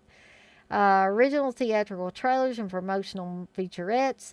Steele's Gallery featuring rare behind-the-scenes production photos and posters. Plus a booklet featuring essays by writers Carrie Rickey, Tim Lucas, and Gary, Indiana. And yes, that is their name, evidently. Okay, and that is Videodrome. And I love this because the side of the actual case for this looks like a VHS tape with Videodrome handwritten on it. Okay, getting down to the last two. Is anybody still awake with me? The next one we're going to cover is one that I was familiar with quite a bit before these others, only because it is attached to Stephen King, and that is The Dead Zone. And what this movie does, because I don't think this movie focuses so much on body horror. I mean, obviously Johnny Smith's character, played expertly by Christopher Walken, his body is twisted due to a car accident he's in. He is in a coma for 5 years, and when he wakes up, his body, like he says in the movie, his legs are just about useless. I don't think that this was dealing with body horror per se. It's dealing with a man's recovery, having to deal with the loss of his one true love, Sarah, played by Brooke Adams in this movie. A man also having to deal with a political candidate who he clearly knows through his visions that this man is dangerous and is going to mean the end of the world as we know it if he becomes president in the United States. And he therefore has to make a choice about how he's going to handle this. Um, I think this just goes to show you what an absolutely fantastic director David Cronenberg is, because not only did he make a fantastic movie, I love this movie. This is one of my favorite Stephen King adaptations. I believe Stephen King really likes it as well. Um, it goes to show you how versatile the Cronenberg can be. He's not dealing with his own material, he's dealing with another person's material, but he makes it his own in so many ways and makes a beautiful and terrifying film at the same time. And that is no small feat, folks. Um, there is so much characterization in here that although Stephen King wrote the original characters, Cronenberg brings these people to life on screen in a way I don't think any other director could have done with this material. Um, and I don't know. I could go on and on about The Dead Zone. This has been a favorite movie of mine in general. Not just a horror movie, but a favorite movie of mine since I've been a kid. This was one of those movies that I remember. I don't think I watched it on TV for the first time, but I may have. I thought it was in the video rental days. Um, but, you know, my brain's a little more fuzzy than it used to be. But I remember, even at a young age, being really taken in by this movie. But this movie also has some Cronenberg hallmarks, such as the suicide death of Frank Dodd by scissors, when it is revealed that he is the killer of the women in the town, and he's also a cop. Um, he kills himself by taking off all of his clothes. I mean, he doesn't kill himself by taking off all his clothes and putting this raincoat or trench coat or whatever it is that he has on when he kills these women, and propping some scissors slightly open where the points are standing upright, and just plunges his mouth down on these. And then you see the after effects of it when Johnny and Tom Skerritt, as Sheriff Bannerman, bust in the bathroom and find him like that, and the scissors are down in his mouth, and the body is still jerking. That is, to me, is probably the best example of typical Cronenberg scenes. But he does astronomically, just, I don't know. It's just hard to describe how he took Stephen King's awesome book and made it come to life on screen in so many ways, at so many deep levels. And some of you might think I'm literally gushing over this movie, and maybe I am, but this has always been a highly regarded film, and for me, a highly regarded Cronenberg film. I'll read the plot synopsis. This is a Screen Factory release, a Blu-ray release that came out not very long ago. School teacher Johnny Smith, played by Christopher Walken, had a beautiful fiancée, a rewarding career, and a fortunate life, until one tragic accident changed everything. After slamming into an 18-wheeler, Johnny is plunged into a 5-year coma. When he awakens, he finds his true collision was with destiny. He now has the remarkable gift or curse of seeing into the future. From horror master Stephen King and director David Cronenberg, This supernatural thriller turns an everyday guy into a reluctant hero, saving children in danger, helping the police, and finding a serial killer. But Johnny's next vision may be his most terrifying yet. This also has Martin Sheen in a very terrifying but fantastic role. This is the type of role that I think Martin Sheen was meant for. Martin Sheen is also one of those very versatile actors who can play very evil characters and very sympathetic characters. He is that great.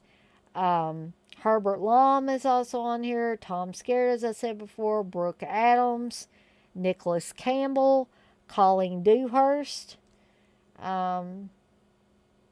Yeah, just, I mean, I can't say enough great things about this film. This one has to be near the top of my list of favorite Cronenberg films. And you're probably thinking to yourself, what? You know, why is she picking this one? But if you just heard me talking about it, I think you will understand. Yes, Cronenberg is very versatile, and just watching something like The Dead Zone, you can see that very, very clearly.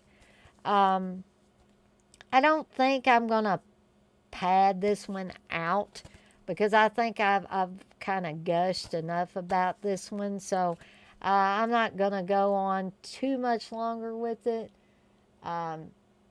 Yes, it's been a while, Dirk, since I've seen The Believers, but I do remember Martin Sheen being fantastic in that as well.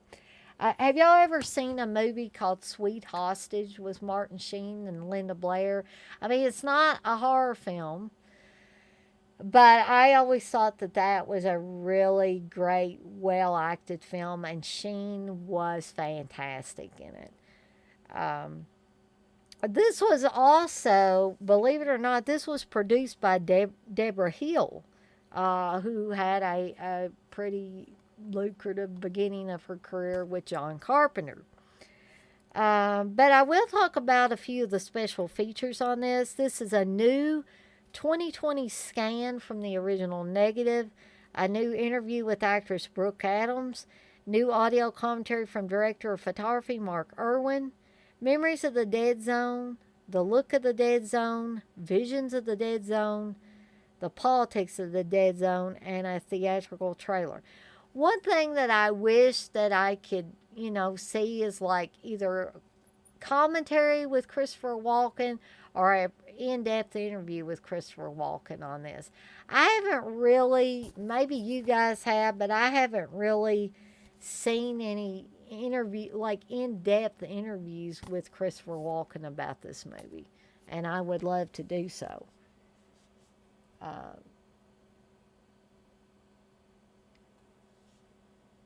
Texas, you say Believer scared the piss out of me. So Texas, you've seen Sweet Hostage.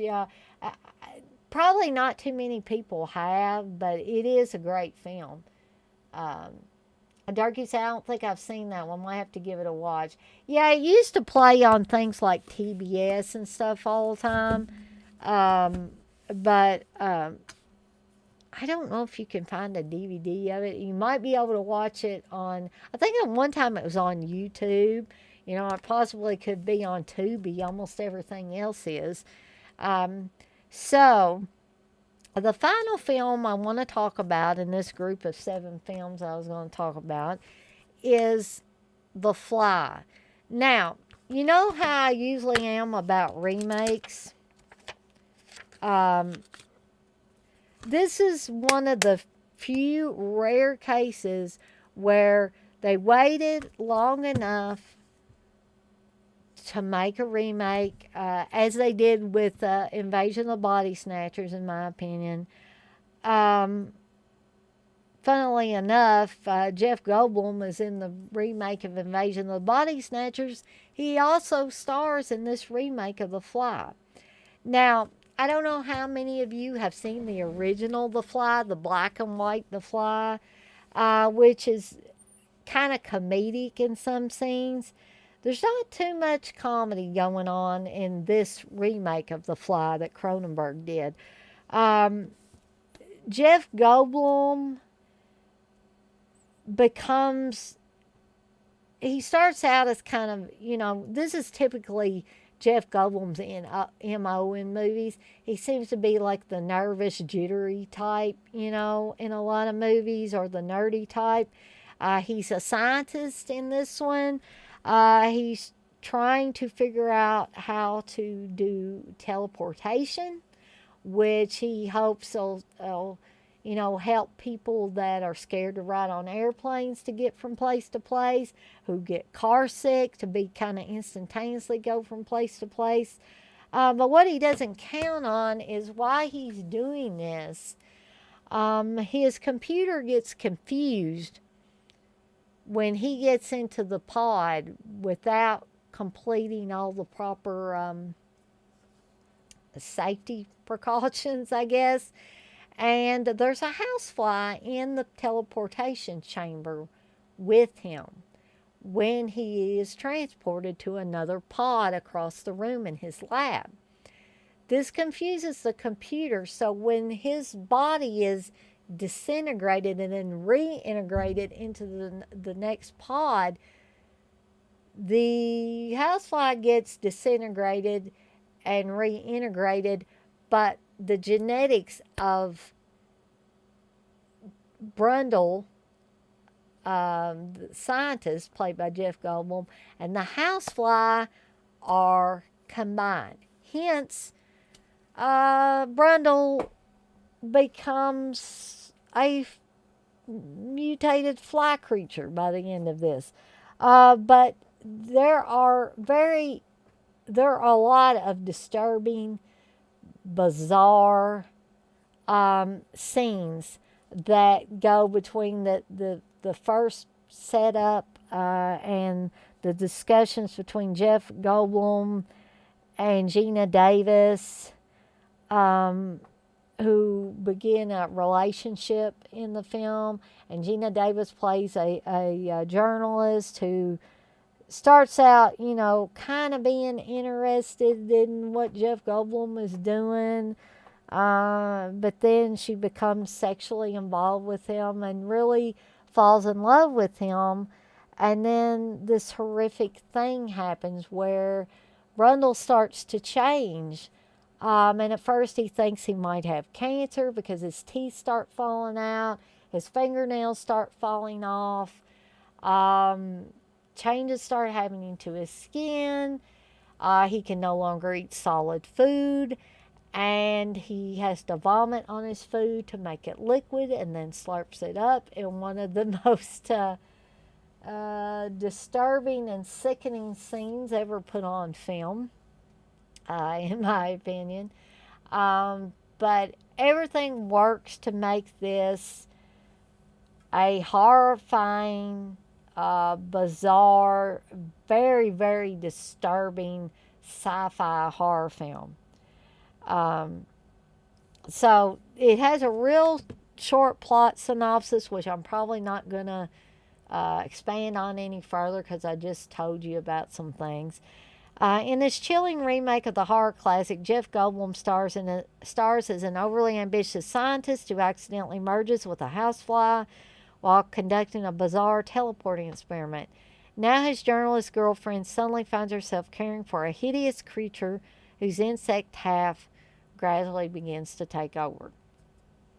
So, this one, of course, is rated R. I don't think I need to go too much more into the plot. I am going to text you say, oh yeah, it was a TV movie. I love all the Linda Blair TV movies. Yeah, I mean, she made a lot of, she made as many good TV movies, I think, as she did feature films, actually. But I'm going to talk a little bit about the special features, and then I'm probably going to wind this one up because it is almost 11:30 now. So you get commentary by director David Cronenberg. You get the Brundle Museum of Natural History featurette, a trivia track, search content, which I don't know. That doesn't really seem like a special feature to me, but this is one of those early Blu-rays. Personal scene selections, which again I don't consider that a special feature. The Fly BDJ Fly Swatter game, which is entertaining for about 5 minutes, maybe a little less. Deleted and extended scenes, film test footage, promotional featurettes, original teaser trailers, and TV spots.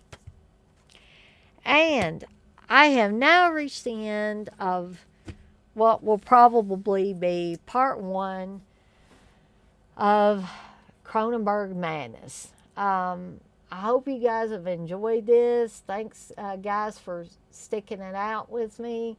Um, John probably won't hear this till later, but I thank John for sticking it out as long as he did, being as he had to work tomorrow. Uh, Jerky say maggot baby and vomit acid had my young eyes twitching. I'll bet it had my young eyes twitching too, because I wasn't extremely young, but I was maybe around 13 or so when I saw this for the first time. Maybe a little bit younger. I don't know. It seemed like I saw it when it was pretty new to the video stores, which, yeah, I might have been 12 or so. Thank you, Texas. And I'm sorry for some of the reading I did. I get over on the other page and I don't really see what y'all are saying until I got back. And then Wes probably came in here and thought, holy shit, what is she doing, reading? But, sometimes I like to include a little additional information. It's not meant to bore you. It's really meant to give added information to what I'm talking about. But I am glad that you enjoyed it, Texas, and well, I guess because I'm starting to feel kind of puny again. So I guess even though I'm going to be working from home, I still got to work, which means that I've still got to come back here to my desk, and I still got to do some tickets tomorrow and help some people tomorrow. So I should be getting some rest. But I hope you guys can stop by for the Phantasm dissection retrospective, whatever that I'm going to do tomorrow night at 8 p.m. Eastern Time.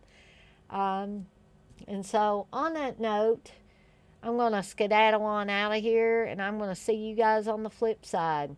Have a great night, everybody.